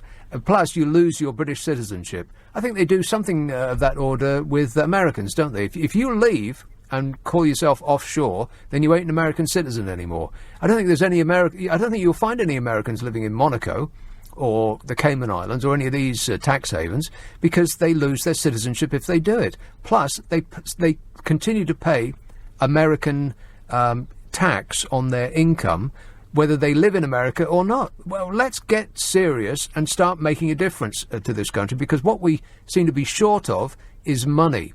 And money is being drained out of society by a vanishingly few number of people who don't need it. Hell, if you had £20 billion to your name, would you really leave and go to some hellhole in the south of France, being surrounded by the world's most awful people, just to save $4 billion in tax? I mean, what are you going to do with it? It just makes me so angry. That's the society in which we live. There's teachers, Nick, that take food to school with them. Yeah. Because they identify children that's not had breakfast. There's schools that ask parents to buy books for them because they can't afford it. And we're the sixth richest country in the world. No, I think what we need is a complete overhaul of our thinking and stop attacking the homeless people and people on the dole and all the rest of it. We don't seem to attack the corporates. Well, that's because the information that people get is from the corporates. Well, we are always being persuaded that the problem, the people who are causing us to just about get by are those beneath us on the ladder. Always. It's single mothers, and it's people on benefits, and it's benefit cheats, and it's the people sleeping in doorways, and on and on and on, like that. That's not the problem. The people that are the problem are the people above us on the ladder who are pushing us down. And let's be reminded, Nick, that in the United States, there's 30 million Americans living in abject poverty. Yeah. They don't have a health system. You can die of a toothache in the United States. So I'm awfully confused from your previous caller about the health system. Well, no, he was right. Americans do spend the most in the world per head on the health on health. But that is skewed because the money that they pay is they pay market costs for everything that they use. It's a completely bizarre and totally broken system in America. But there's too many people making too much money for them to ever change it. So if you take America out, then most of the other countries in the world are more or less the same. I mean, maybe 1,000 more or less per head of population, and we're not at the top. We don't spend the most, but we don't also spend the least. But you take America out, because they do spend a vast amount of money on health, but as you say, a huge number of people in America have no access to it. Amazing. That's right. And the other point we should be reminded that the travel costs of the Royals for the year 2017 was over 40 million. That's what we pay taxpayers. We pay, for their private aeroplanes and helicopters to go and play golf up in Scotland or whatever it is. Over £40 million. But they have an excellent PR system, and people it doesn't matter how much information like that you give them, they just still support them and refuse to listen to a bad word against them. It's like the whole country's been hypnotised. Yes, we're conditioned. We've been conditioned. We have to start thinking for ourselves and ask questions. And we don't tend to do that. If the NHS is underfunded, it doesn't work correctly. If the police are underfunded, of course we get more crime on the streets. No police force. We don't have a civilised society, and we need something like 20,000 less police on the into the austerity and the That's exactly the number. Yeah, I can't get my head around it. But the thing, but what we see on a daily basis are stories about how the NHS is underfunded. Right next to a story about some person who claimed that they were disabled and they've been claiming benefits, and it turns out that they were actually a professional gymnast. Therefore, they have robbed the state of 10 grand, or whatever it might be. So twinning the two. The NHS is in trouble because this lowlife has been cheating us all. But that's not the it of it. The it of it is that somebody who's worth £20 billion left because they didn't want to pay $4 billion in tax, which would have left them with £16 billion. How are you going to spend that money? You would have to be up 24 hours a day on the phone to Amazon or being trailed around Harrods with a team of people putting things in baskets to get through that amount of money.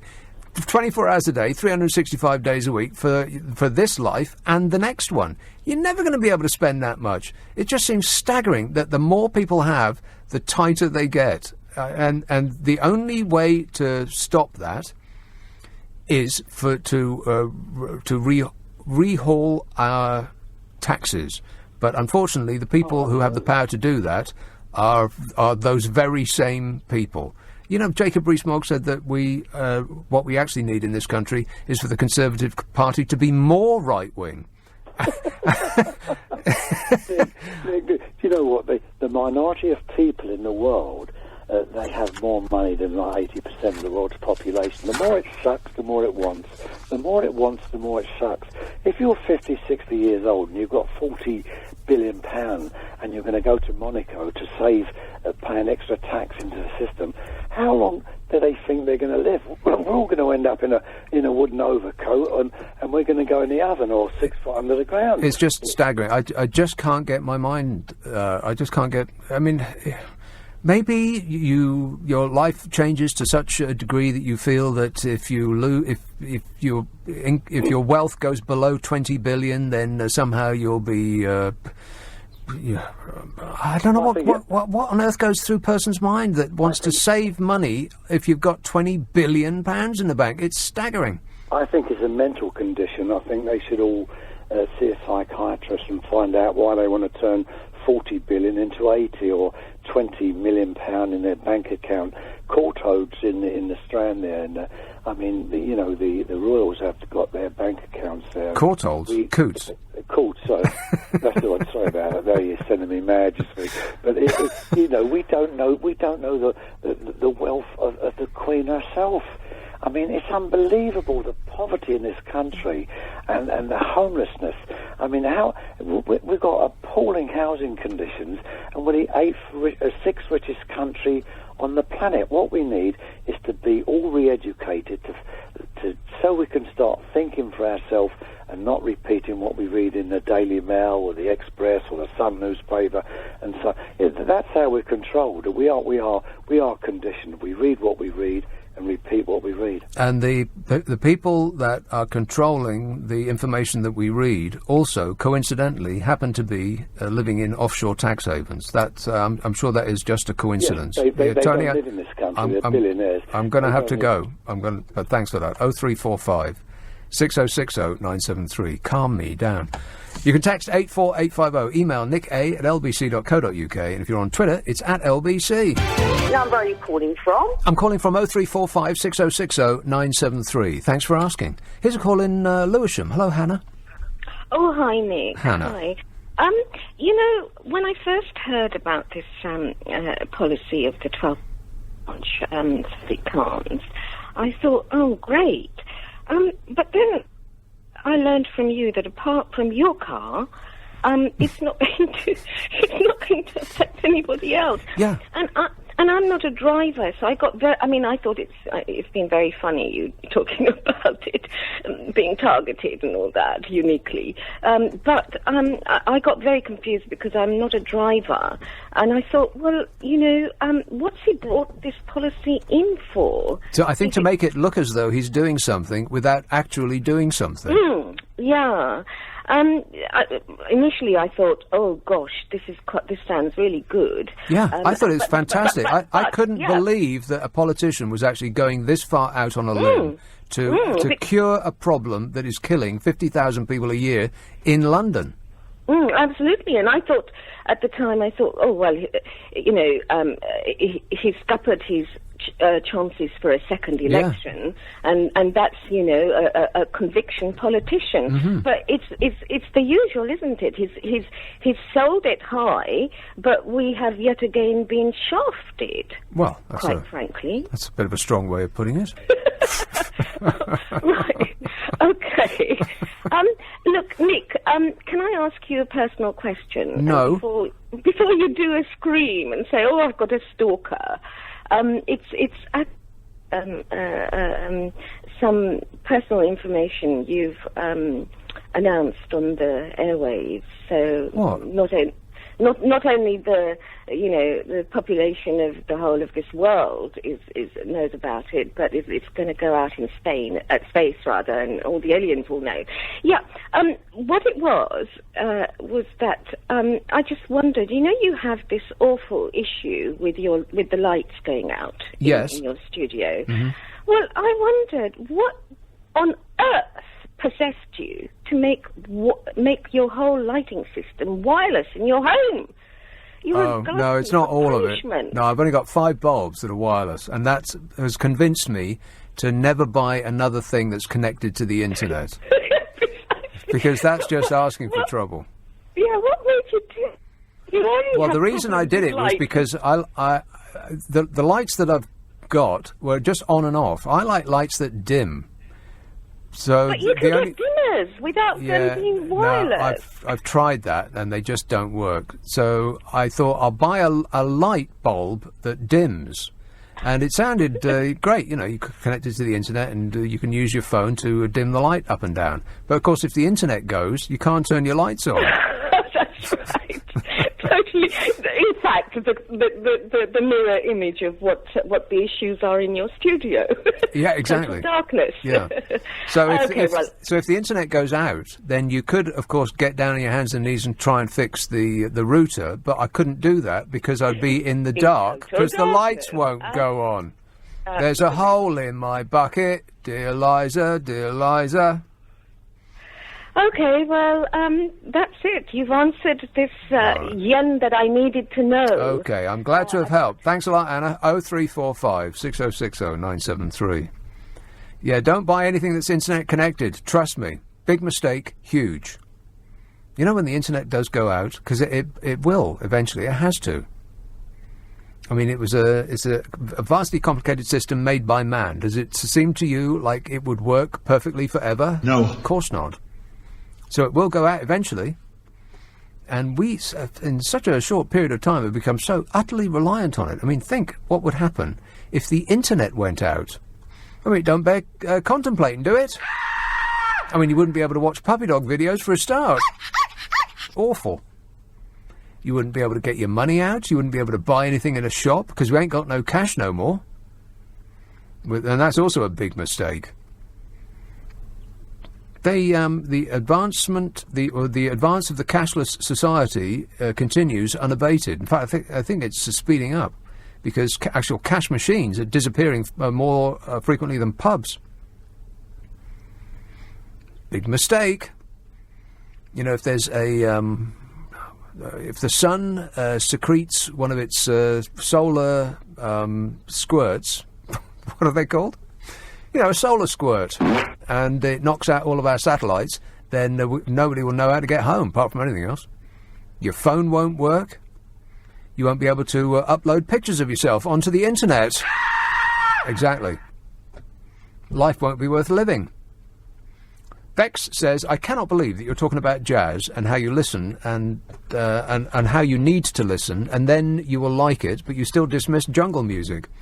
I hated jazz, but now I like it because of the same reason. I love jungle and jazz now. Come on, try it some more. I won't. Now, I like jungle music. Seems to me, assuming we're talking about the same thing, is that that sort of breakbeat stuff. They seem to have doubled up. It's like they gave the drummer some speed, like a Bad Batch, and he's just gone berserk. So it can be quite a peaceful tune that they're playing, but they've just got this manic drumming behind it. I just find it irritating. You take the drumming out, and you've got something. David says, I love jazz. I could have easily answered that £1 million question. Well, you still get nothing. P.S. A second referendum is undemocratic, says David. Well, only if the first one was democratic, which I don't think it was. I think we've been duped by dodgy money and a bunch of oily charlatans who duped us into doing something that was against our interests but in theirs. I think we've been had. I really do. And I think that people's fury on this issue is that I think a lot of people are getting the feeling that maybe they have been had. Because none of the things that we were promised seem to have come to pass or seem likely to come to pass. We're already significantly poorer, and they didn't advertise that, did they? They didn't stick that on the bus, that you were going to be, that your pound would be worth 10% less, or that we'd be losing £800 million a week, not gaining 350. They didn't put that on the bus, did they? We've been had.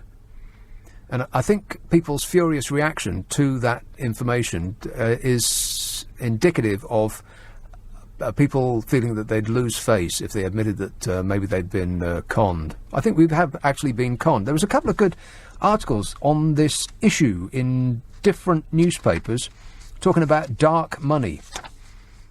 One was in the Washington Post and one was in the Guardian. I'll maybe come to those in a minute. But this story about Jacob Rees-Mogg just made me laugh out loud. He doesn't think the Conservative Party is right-wing enough. He is a card, isn't he? No. 0345 6060 973. I was going to take a call now, but I'm going to take you after the news, Chris. Is that all right? Yeah, go on, mate. All right, because otherwise I'd only give you 60 seconds, and that would seem unfair. So I'll read some texts and emails and such. Graham says, it doesn't matter what your income is. Happiness is living within your means and keeping out of debt. If that is if your neighbour's cats aren't messing all over your garden. But doesn't that create manure? Isn't that good for the plants? Duncan says, the ULEZ is all about emissions, the ultra-low emissions zone. And diesels are much more effective than petrol cars, that's right. Our work car, he says, which is a 2012 diesel, does not meet ULEZ requirements, but my 2001 petrol car does. Really? 2001? I thought it was cars after 2005.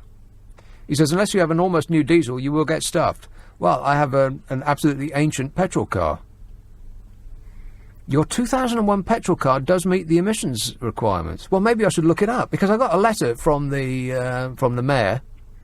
Thanks for the letter, Mayor. Thank you. And it said you're in big trouble, huge. I hope you got a lot of money, he said. because we have evidence to suggest that your car is an evil machine and it squirts out way too much of the bad stuff. But I haven't actually checked whether that's true or not. If his 2001 petrol car passes, why can't my 1998 petrol car pass? I'll look it up. 0345 6060 973, text 84850, email nick@lbc.co.uk, and if you're on Twitter, it's @LBC. So I'll come back and talk about the fact that Jacob Rees-Mogg says the Tories aren't right-wing enough, and dark money.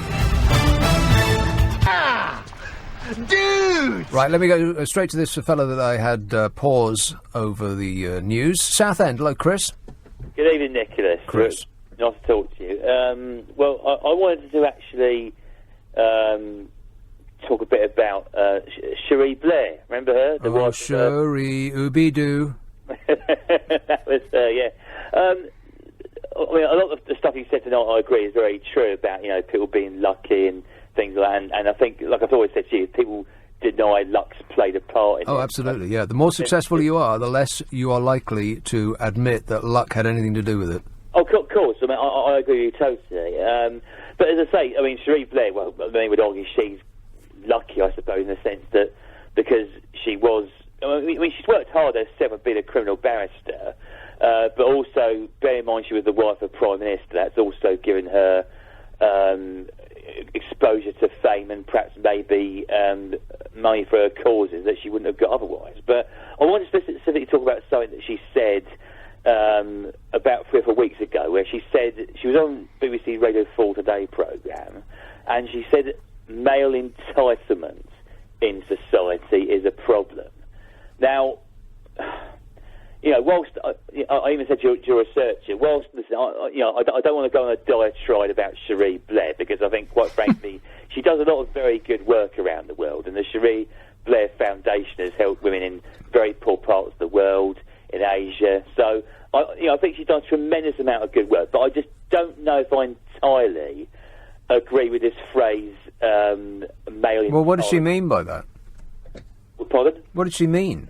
Well, exactly. This is it. I mean, it's a shame you couldn't actually give her a call quickly now. Get Cherie on the phone. Yeah, get Cherie on the phone. That's it. Well, the thing is, I think the thing is, the way I see it, and again, I don't know for sure. You'd have to obviously ask her, but what I'm saying is that, you know, she's worked in environments like law, like politics, where you've come across very kind of alpha male type people who kind of are a bit bullyish, if you like. So, you know, that's her experience, that's her world, but it's not my world, is what I'm trying to say. And, you know, I think is what I would say, and actually she then goes on to say, well, no one's entitled to a job, actually. We all have to earn the right to have our skills and abilities judged. But as she puts it, no one's entitled, you know, nobody is entitled to a job. But the trouble is, you see, this is somebody here who's very privileged. This is someone who's, you know, very well connected through the fact that her, as we know, her husband was only the Prime Minister of Britain for just under a decade. And, you know, I mean, her kids are bound to have kind of privilege and entitlement, which most of us can only dream of. So I do find it slightly rich coming from her.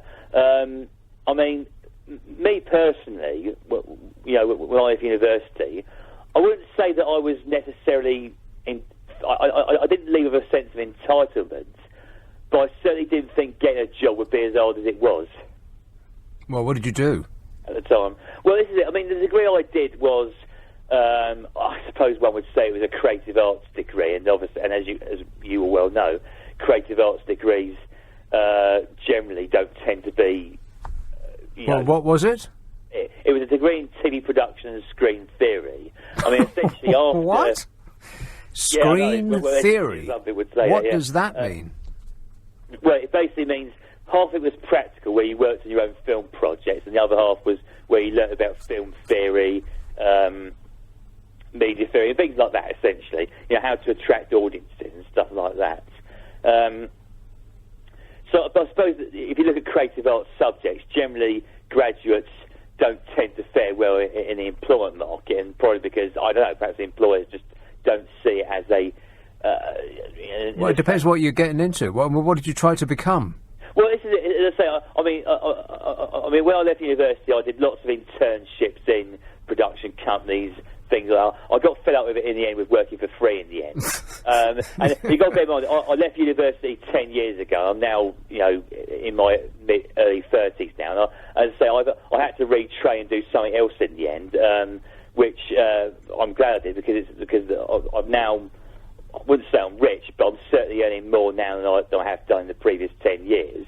But again, I never left with a sense of male entitlement. I've never felt that my gender has entitled me to get. I mean, in a way, I kind of think, well, yeah. The way I'd say it is, no one's entitled to a good job, but how else are you meant to earn money? That's what I'd say to Cherie Blair.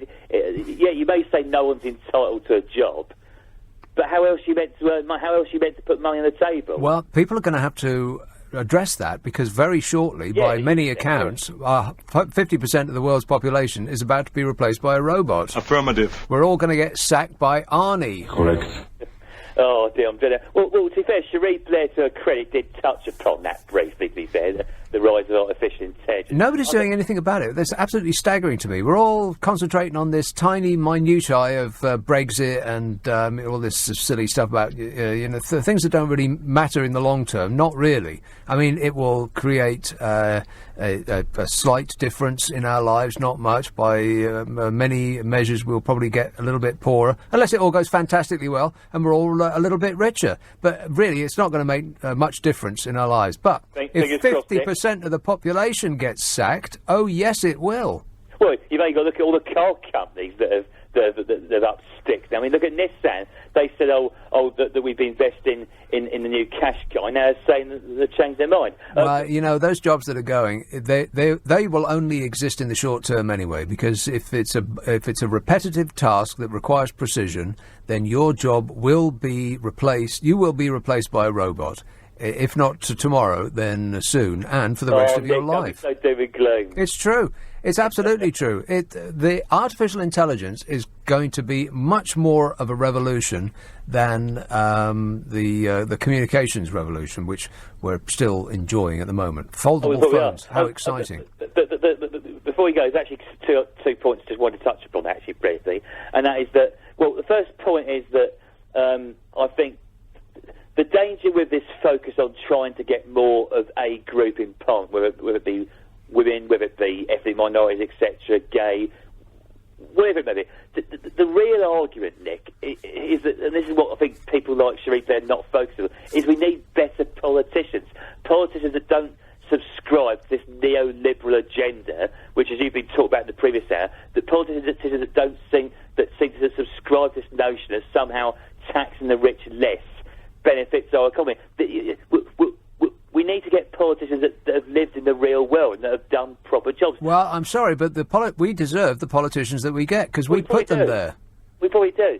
But the other problem as well with her rhetoric is that, you see, this is where I sort of have a slight problem with it, is that if somebody, whoever it may be, a woman, man, whatever, doesn't get a job, who's to say that the man got the job through male entitlement and the woman didn't get the job through sexism? I mean, if a man doesn't get a job, which I didn't get in some interviews I went to, I've got no redress. I can't say that it's down to sexism or whatever, because people say, well, you weren't good enough. But then again, how do you know that the woman didn't get a job because she wasn't good enough? It may not have been down to sexism. It might have been just because she wasn't good enough for the job. I think pretty soon none of that will matter, because you won't get a job because you're a human being. Human beings won't be required. Oh. Yeah, listen, Chris, I'm going to have to go, but thanks for that. 0345 6060 973. This is I keep saying it's a giant tsunami, and what do I know? I don't know nothing at all about anything. But it seems to me entirely logical that we're about to get blown away by a tsunami wave of change. So I can't remember who asked or the specificity of it, but I think that somebody went and asked business leaders in countries, people who own businesses and those organisations that represent businesses and their owners, whether they thought that the forthcoming artificial intelligence revolution was going to be important, was going to be revolutionary, was going to be more revolutionary than the internet. And in this country, almost nobody said yes. In China, almost everybody said yes. So we're just going to get blown away because we're not doing nothing about it. Everything is about to change, and in the news you'll see that some car maker has just up sticks and gone to Poland or wherever it is, and they've taken 3,000 jobs with them. Big deal. Those 3,000 jobs are only going to exist for the next couple of years. Those people in Poland are about to get fired by a robot. Affirmative. But so's everybody else. I mean, it's just incredible what's about to happen, and nobody's ready for it. I mean, what we used to do was dirty fingernail banging and crashing jobs. Now, we don't do much of that anymore, going down to pit to dig coal out the ground and bang sheet metal together and all that stuff. We don't really do much of that anymore, and the modern equivalent is call centres. We've got thousands and thousands and thousands of people who are employed in the call centres. And I'm sure it's an absolutely fascinating job in every way, shape and form. Boring! But you're all about to get fired by a robot. You know how difficult it is to contact an organisation now, to speak to an actual real-life human being? You have to go through... you can already see it now. Hear it, more accurately. Please say loudly and clearly what it is you're calling about. All that stuff. It's infuriating, ain't it? Well, and you go through a little bit of that in order to speak to a human being. Well, there ain't going to be no human being there no more. Except you won't know that. AI is going to become so advanced that you won't know whether you're talking to a human being or not. All of those people are about to get fired. And what are they going to do? People who drive for a living are about to get fired. And what are they going to do? I mean, what a government should actually be concentrating on, instead of this Brexit thing, is that, to be fair, they were dragged into it by you-know-who. We're still not missing you, Dave. I think this is nonsense. Yes. Guilty. Guilty as charged. Instead of concentrating on that, they should be concentrating on preparing the citizens for what's about to happen to us. But they ain't. I suspect because they've got no idea what to do. Clueless. But other countries do. China's girding its loins and getting ready for it, but we're not. I think because we have too much invested in what's happening at the moment in the status quo. And the revolution that is about to happen is going to upend everything. White-collar jobs. People who think they're completely safe. Lawyers, for instance. You're all about to get fired too. Accountants. Anybody that communicates with a computer all day long, your computer is about to fire you. But no one's ready for it. We're all pretending it ain't going to happen. It's coming. The robot's on the way. Nobody is safe. 0345 6060 973. You can text 84850. Email nick@lbc.co.uk. And if you're on Twitter, it's @LBC. Friday and Saturday night at 10. Nick Abbot, LBC. Enjoy working with people. Yeah. You'll enjoy firing them. Lorraine says, Tony Blair said exactly that last week about the technical revolution that we're all ignoring. Did he? Tony Blair said... You remember Tony Blair, don't you? No! Yeah, that's him. Really? He said that, did he? Well, ain't nobody paying any attention, Tone. Plus, everybody hates you. I think that's what happens when you stick around long enough in politics. At first, people love you. And then everybody hates you. James says, if you ever get despondent, Tony, just think about the money. James says, do you think there's a robot out there with your name on it? Absolutely. Affirmative. Josh says, does Asda really think that no longer selling knives in packs of one will make any difference to knife crime? I wonder. I wonder if they think that, or whether it's a public relations exercise. Because they're still selling packs of knives in two or more. But I suppose, even if it's a small thing, then I guess it helps. Unless it doesn't. Tony says, I remembered it was Chris Moyle's autobiography that you were mentioned in. Chris Moyles has written an autobiography, but he's only 20. Nobody waits until they're old anymore. I suppose he, however old he is, he's lived up until that point. Well, thanks for the mention, Chris. Chigwell, hello, Leon. Oh, hi there. Hello there. I'd just like... Hello there. Hello there. Okay. Yeah, well, I'd just like to read you a true story or so. Oh, no, you're going to read something. Yes. Oh. It says, look, I was just going to blow your bubble. We had 243 robots when we opened the hotel. Hideo Sawada told the press conference in the Henar Hotel in Nagasaki. Oh, yeah. But we had to sack half of them for total incompetence. The Japanese-speaking Android receptionist was unable to answer basic questions from tourists. The robot luggage carriers could only reach 24 of the 100 rooms, and half the robot dancers were never working. Dancers? Dancers. They had robot dancers? Yes. Still, I'd like to see that. The A1 room assistant kept waking guests up in the middle of the night by asking them questions whenever they made a sound. So for now, we've hired human beings to replace them. Well, there you go then. Well, see, now that's now. You wait till tomorrow, Leon. Okay, then. And those robots will be much more efficient. Oh, yeah, sure. Well, my internet keeps on going.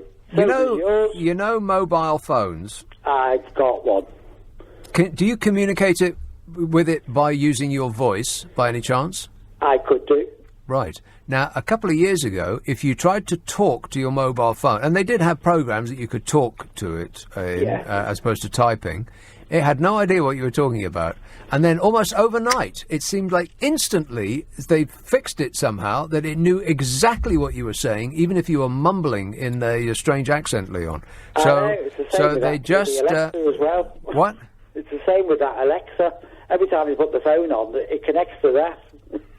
Well, I don't know about those things, but we've got one of those. It immediately somebody wrote a piece of code that made it understand everything you said, and it happened overnight. It seems so that it will happen with artificial intelligence. Well, years ago, don't forget, computers were supposed to take over the human race, and we were supposed to have more leisure time, but it seems to have made life increasingly harder. Well, yes. But I think that's because we have a communications revolution which has made you available all the time. Well, we are. Nobody has any downtime anymore. It used to be if you left the office at 5, you were uncontactable. I mean, That's sitting true. on the train or the bus going home, work couldn't call you, and you couldn't call work. You'd have to get off the bus and go and find a telephone booth. That's true. And we all know what we all know what they were like. Disgusting. Exactly. Yeah. Just out of interest, what are they going to do with us all? Well, see, that's the problem. Politicians should be addressing, but they just aren't because they've got no idea. Yeah, it's really worrying. I think that we are. I've said this before. I think we. Right now, however old you are, Leon, it doesn't make no difference. You are alive right now, are you? Well, yes. Well, this is not a computer program I'm talking to, is it? No. Because if it is, I think it's malfunctioning. Maybe someone should switch you off and on again. All right, then. Thanks a lot. All right, cheers, Leon. What was I going to say? Oh, I was about to launch into something. Oh, it's going to be very important. Oh, it's gone straight out of my mind. What was I going to say? About get off the bus and use a telephone box. Disgusting. And then the politicians should be... Oh, yes. Some places have had very small trials of universal basic income. Now, the problem with universal basic income as a small trial is that it doesn't work in a small way. It has to be everybody or nobody. And unless it's everybody, then there will be people who raise a finger of objection, because if you give everybody an amount that they can live on, let's say $2,000 a month, regardless of their income, You'd save an enormous amount of money on processing and chasing up people who are trying to game the system and so on if you just give it to everybody. It would probably cost as much to set up a department and fill it with people to sign off and interview people and determine how much they are earning and how much they need and so on and so forth. Just forget about all that. Just give it to everybody. That way you would be able to keep the economy going. I mean, hell, we gave untold billions to the banking racket, and what did they do with it? They just said, thanks very much, we'll take that, and then went out and bought a solid gold yacht. They were supposed to use the money that we gave them to fund small businesses, but they didn't. They took it, and then they bought shares in their own company, thereby increasing the value of their shares, which then released their bonuses. That's exactly what they did with it. God, what mugs we are. So if we'd used that money instead on giving it to individuals, to all of us, if we just spread it about the population as a whole and just given it to everybody, then people wouldn't have wasted it and people would have spread it about. It would have been used virtuously throughout society. I mean, people wouldn't have gone out and bought cocaine and prostitutes. They'd have gone out and bought a new pair of shoes or gone out to a restaurant. Or they would have gone out and bought themselves a new suit or a new car. You know, all of these things. And the entire economy would have been lifted, rather than a few people in the C-suites on the top floors of the banking buildings, who then said, thanks a lot, we're off to Monaco. Cheers for all the money. If they'd actually just spread it about a bit, then we wouldn't be poor right now. This entire country wouldn't be full of people just about getting by. So that's what's going to have to happen. I can't see, unless I'm completely missing something, there's no other way around it. A universal basic income. We're going to have to give everybody an amount of money to live on, whether they got a job or not. And say you earn £100,000 a year and the government gives you another 24 grand. I mean, you're not going to put it in a bank and just let it sit there. You're going to go out and spend money. And so it will go around and around, and it will probably create more jobs and give people who have great ideas for businesses enough to, start up and so on. That's the way forward, surely. But the big problem with that is it smacks of socialism. In fact, it smacks of communism. No! Exactly. And so the people that are actually running the show are going to resist that like mad. And they'll already be writing articles, or they'll have their people write articles in newspapers about what an absolute blooming disgrace this is. And it's the system is going to be used by those who just want to lay around, kick their shoes off, put their feet up and smoke a cheroot for the rest of their lives. But if you can think of another way around it, I mean, assuming that what people are saying is true, that between 30 and 60% of the world's population is about to get fired by a robot, if you can think of another way to get over that, to keep the economy going, then I'd love to hear what you've got to say. So would everybody else, because I don't think anybody else can think of a way around it either. This is the big thing that's facing us, and all that we've thought about for the last 3 years is whether we want to be out of Europe, the single market and the customs union in Europe. Like, that's a big deal. Pretend we're going to take back control. Come off it. What, we the people are going to have control? No, we're not. Amazon will have control. Google will have control. Apple. Those are the people that are going to be controlling us, just as they are now. Who are we kidding? Facebook's going to have control. 0345 6060 973. Text 84850. Email nick@lbc.co.uk. And if you're on Twitter, it's @LBC. Friday and Saturday night at 10, Nick Abbot, LBC. And, by the way, for the rest of this week, I'm doing the Darren Adams shift, 1 till 4 a.m, all week long, as in starting tomorrow night. But at the moment, it's 12:30. The news headlines here with Zora Suleiman. Let's go. 0345 6060 973. Brixton. Mickey. Hello, Nick. How are you? Hey, Mickey, you're so fine, you blow my mind. Hey, Mickey. Yes, I heard on the World Service today that some man in hospital in South America had been given the news that he only had days to live via a wireless connection with his surgeon talking on a screen which was wheeled into his room by a robot. That sounds fun. Blimey. That's a bit harsh. Well, I'm afraid we've gone totally, or you lot have gone totally mad for wireless stuff. Have you never heard of Bluetooth? Have you never heard of books? Have you heard of RFCs, NFCs? You know those little things where you pass by and they hijack your mobile phone contents? You know where it says scan this little thing on letters? What's this got to do with doctors?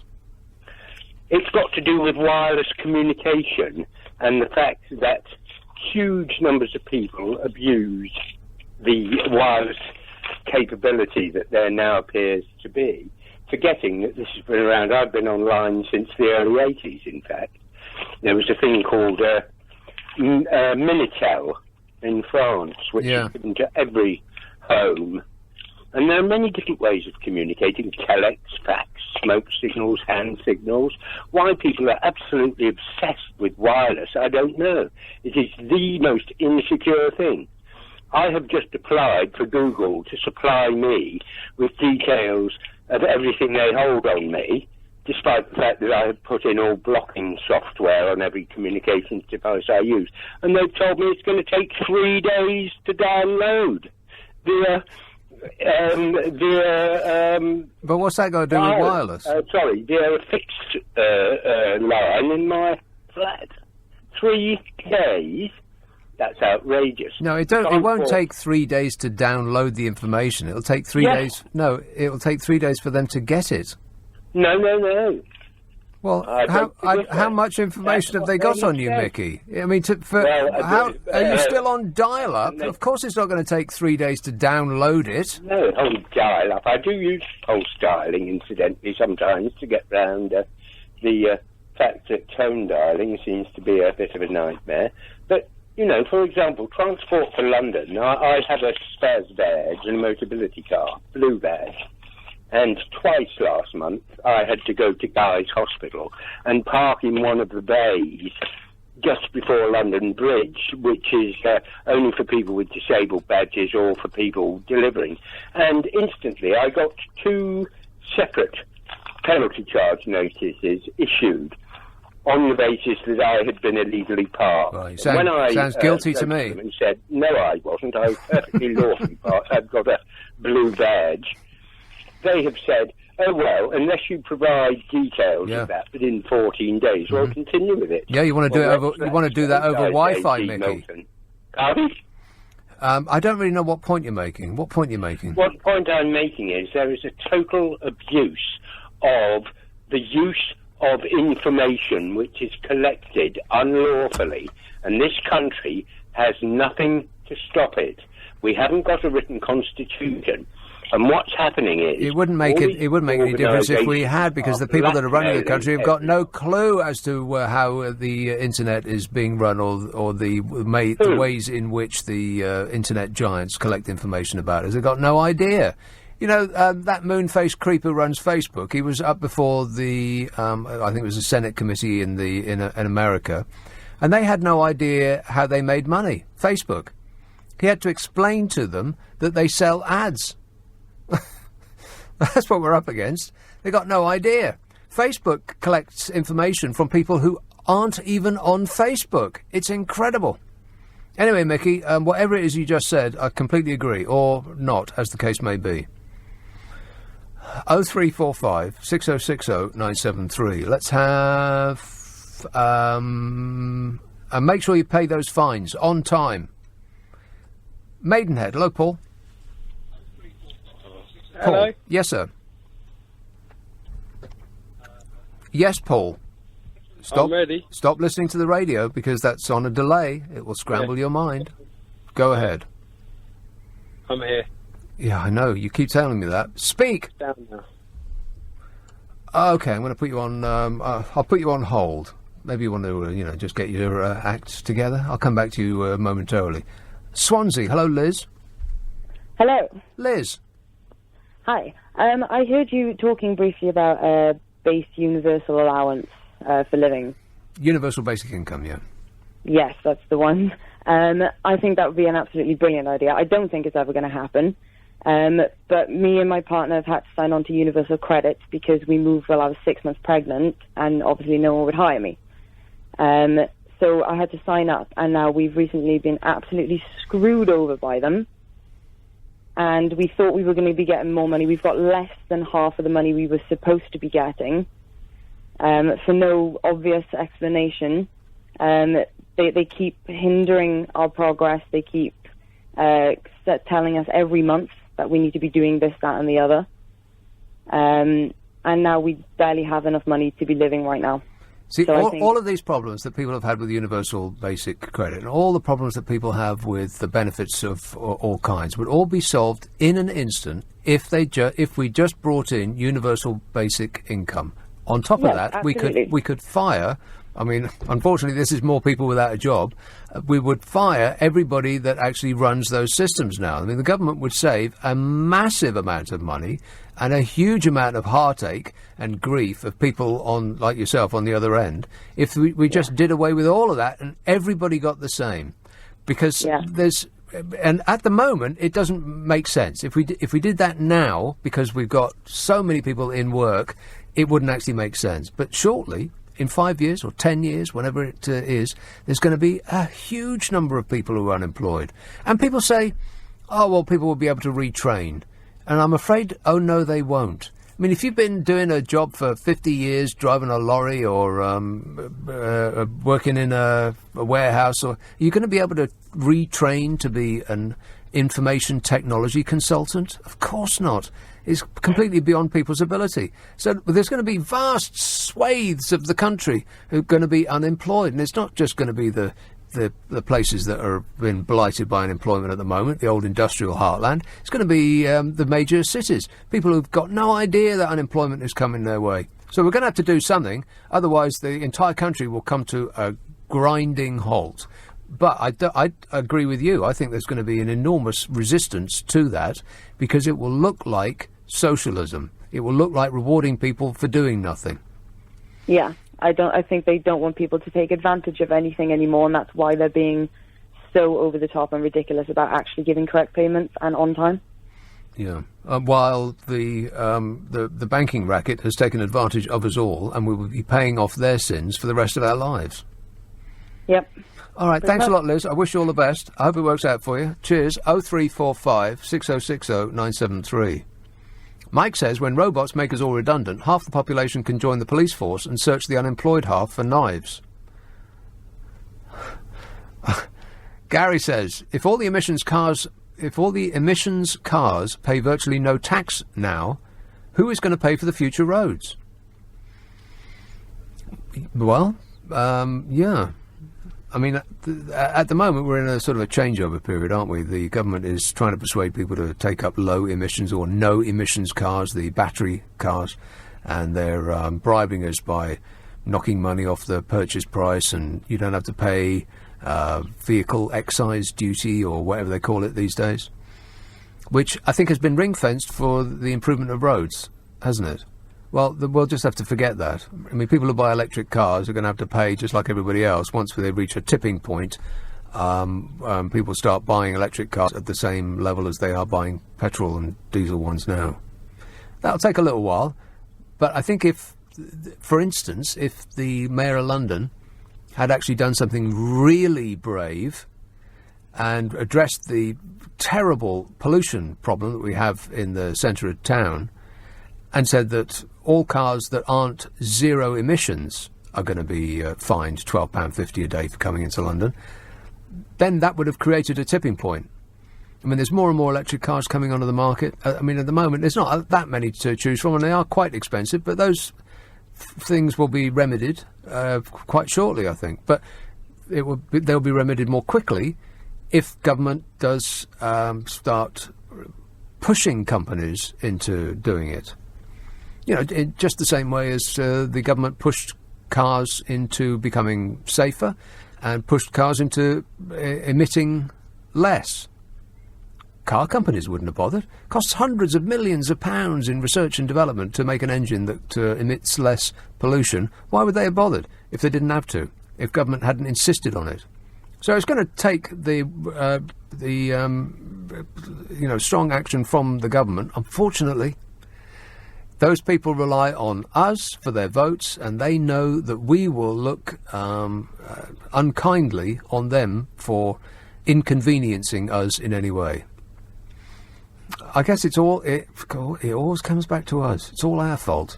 Short-termism. And the thought that I had before that I didn't complete was this right now is the best time that has ever existed to live on Earth and will probably ever exist. Because we're all about, if this is true and artificial intelligence fires us all, then we're going to go through a period which will probably last the rest of all of our lives of mass unemployment. And if they don't adopt something like universal basic income, God, what's going to happen? It's going to be like the recession in the 1930s. Hey, buddy, can you spare a dime? No. No. No will come the answer, because they haven't got one. Someone's going to have to do something brave. But unfortunately, brave don't get your votes. 0345 6060 973. Nick Abbott, LBC. Come on, we're running late. 0345 6060 973. Jimmy says universal basic income sounds like communism, Nick. Some countries have tried that and it didn't work. I think very few countries have tried actual communism. But let's not get bogged down into that. And I think that is going to be the problem with universal basic income. There's going to be massive resistance because people who are comfortably well off will be those in charge of making that decision. But when they start getting fired, when people who are earning 50 grand or more a year start getting fired en masse, then I think they'll change their mind. Because what's a lawyer going to retrain as? A sculptor? A theatre director? Somebody who massages your chakra? Disgusting. There's going to be a lot of people who have skills that aren't going to be required anymore. And when they are looking at a future of continual unemployment, then they'll change their mind. So, but I think it's going to be a lot of misery in between. This is why I think that this point right now, let's mark it, is the best time that has ever existed to live in and will be the best time that ever exists to live in. Because apart from anything else, there's the population explosion.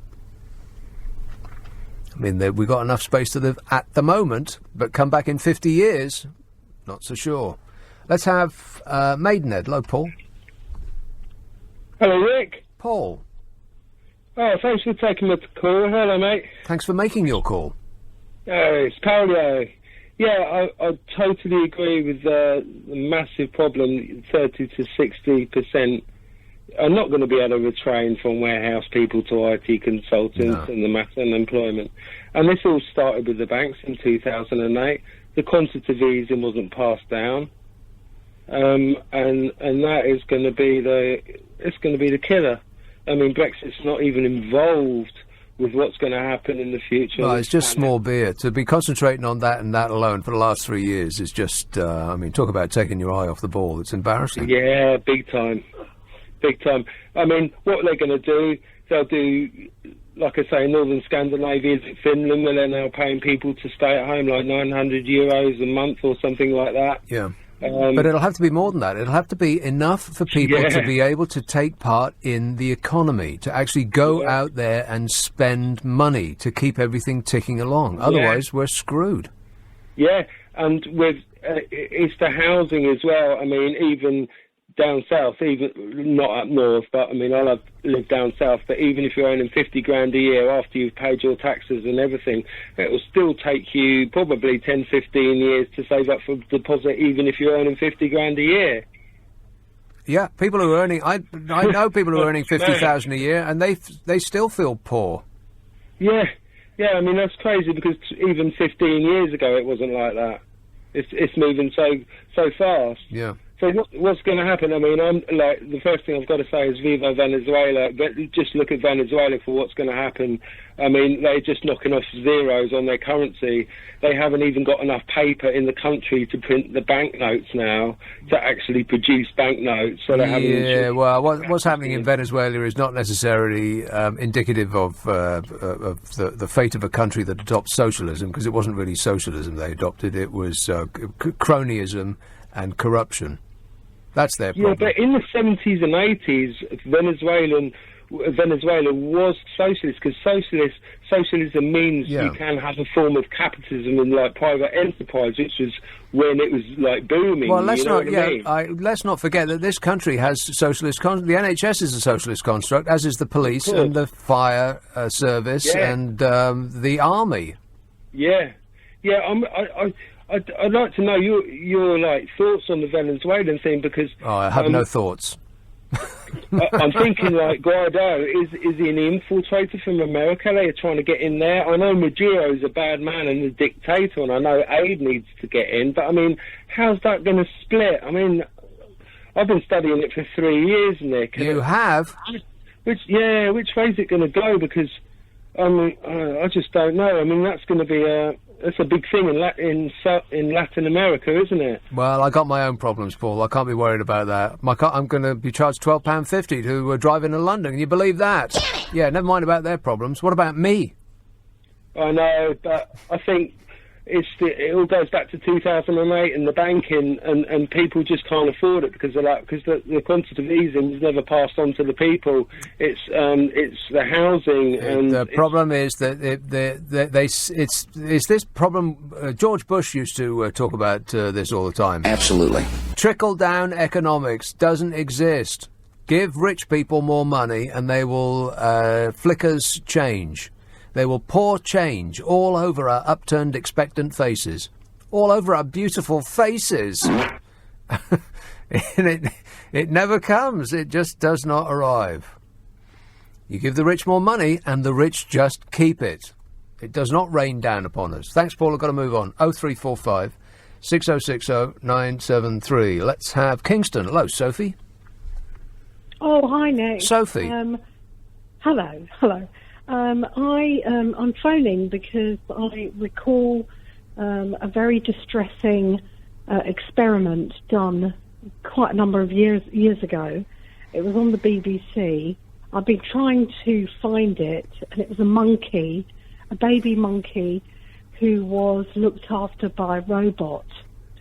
The baby monkey, yes, the baby monkey.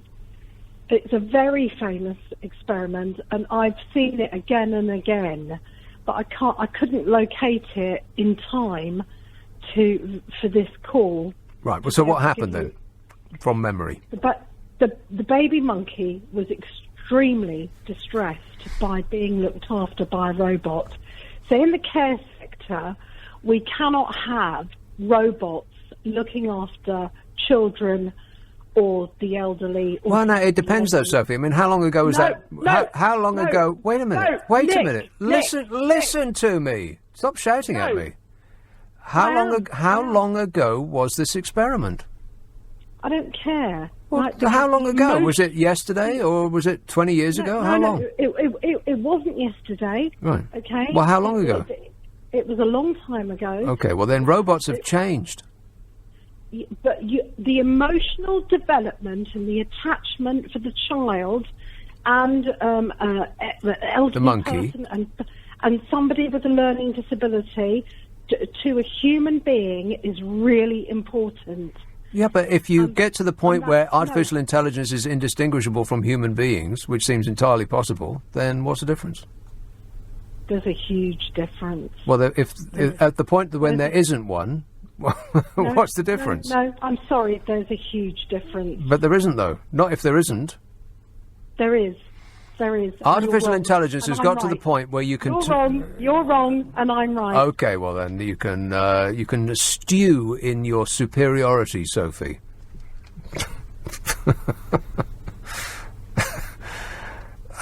if artificial intelligence has now got to the point where people can't tell whether they're talking to a robot or not. There was some experiment done just recently on that exact issue. And people were unsure about whether they were discussing, on the phone this was, not in real life, of course. But those things are getting bizarrely realistic, aren't they? I mean, the Japanese have got the ones that do reception duties in offices and hotels and so on. And they are spooky because you can tell that they're not human beings, but they just look a little bit too lifelike to be for there to be no ghost in the machine. Spooky. And if that's the case now, then tomorrow and the day after, then we ain't going to be able to tell the difference no more. It's exactly like the those the dinosaurs on the big screen. Spoiler alert, they're not real. They look real, but they ain't. Now, 10 years or 20 years ago, you could tell the difference. But now they are able to put a human face on the screen, and you think, wow, what am I looking at here? Is that real or is it Memorex? Can't tell the difference anymore. So don't think that just because you can tell the difference now, or that robots aren't completely satisfactory at this moment, that is going to continue to be the case, because things are moving so fast, Sophie. Very, very quick. Sorry to hear about the monkey, though.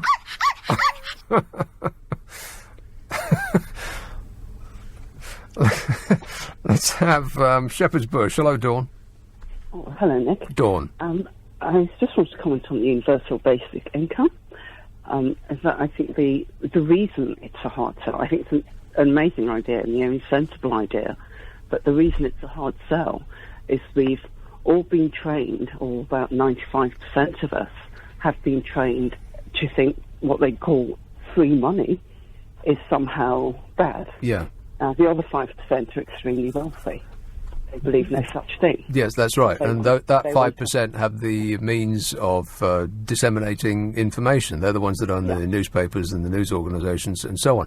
But I maintain that when 50% of the population is out of work and won't be able to retrain to do anything else, then people will start to change their mind. Yeah.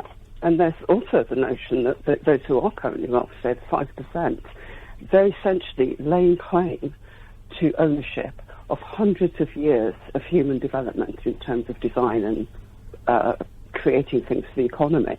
So they're laying claim to everyone that's invented anything in the past or that we've built on since then. They're saying, I own humanity's history, the history of invention, and us poor suckers only get what we labour away for.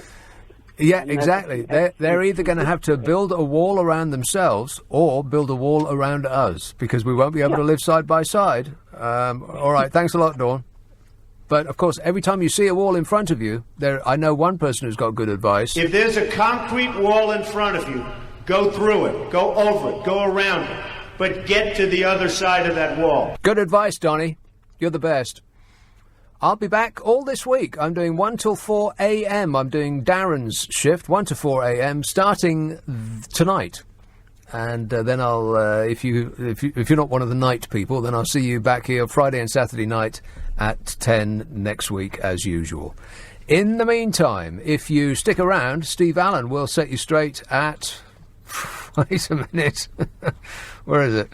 Steve Allen will set you straight at 5 o'clock. Of course he will, on the dot. Meanwhile, Matt Stadlen. Nick, I want to talk to you just briefly. Yes. Mourinho, otherwise known as Borinho, a manager that neither of us are particularly fond of. Mourinho, yeah, we're still not missing you, Jose. No, indeed. And guess what's happened since he left? What's happened since he left? Manchester United have started winning again. I know that. Believe in the impossible. Were you watching the Paris Saint-Germain United game in the middle of the week? No, I don't get Sky Sports. You could have watched it on BT Sport. That's where it was being aired. Oh, I don't get BT Sports. Well, you know what you need to do now with your enormous bump up in salary. 16 nights in a row. I have no idea, Dude, as I said last night, what you're doing. Every single penny is going to the tax man. Nick Abbott, it's always a pleasure. 1 till 5 with me, Matt Stadlen.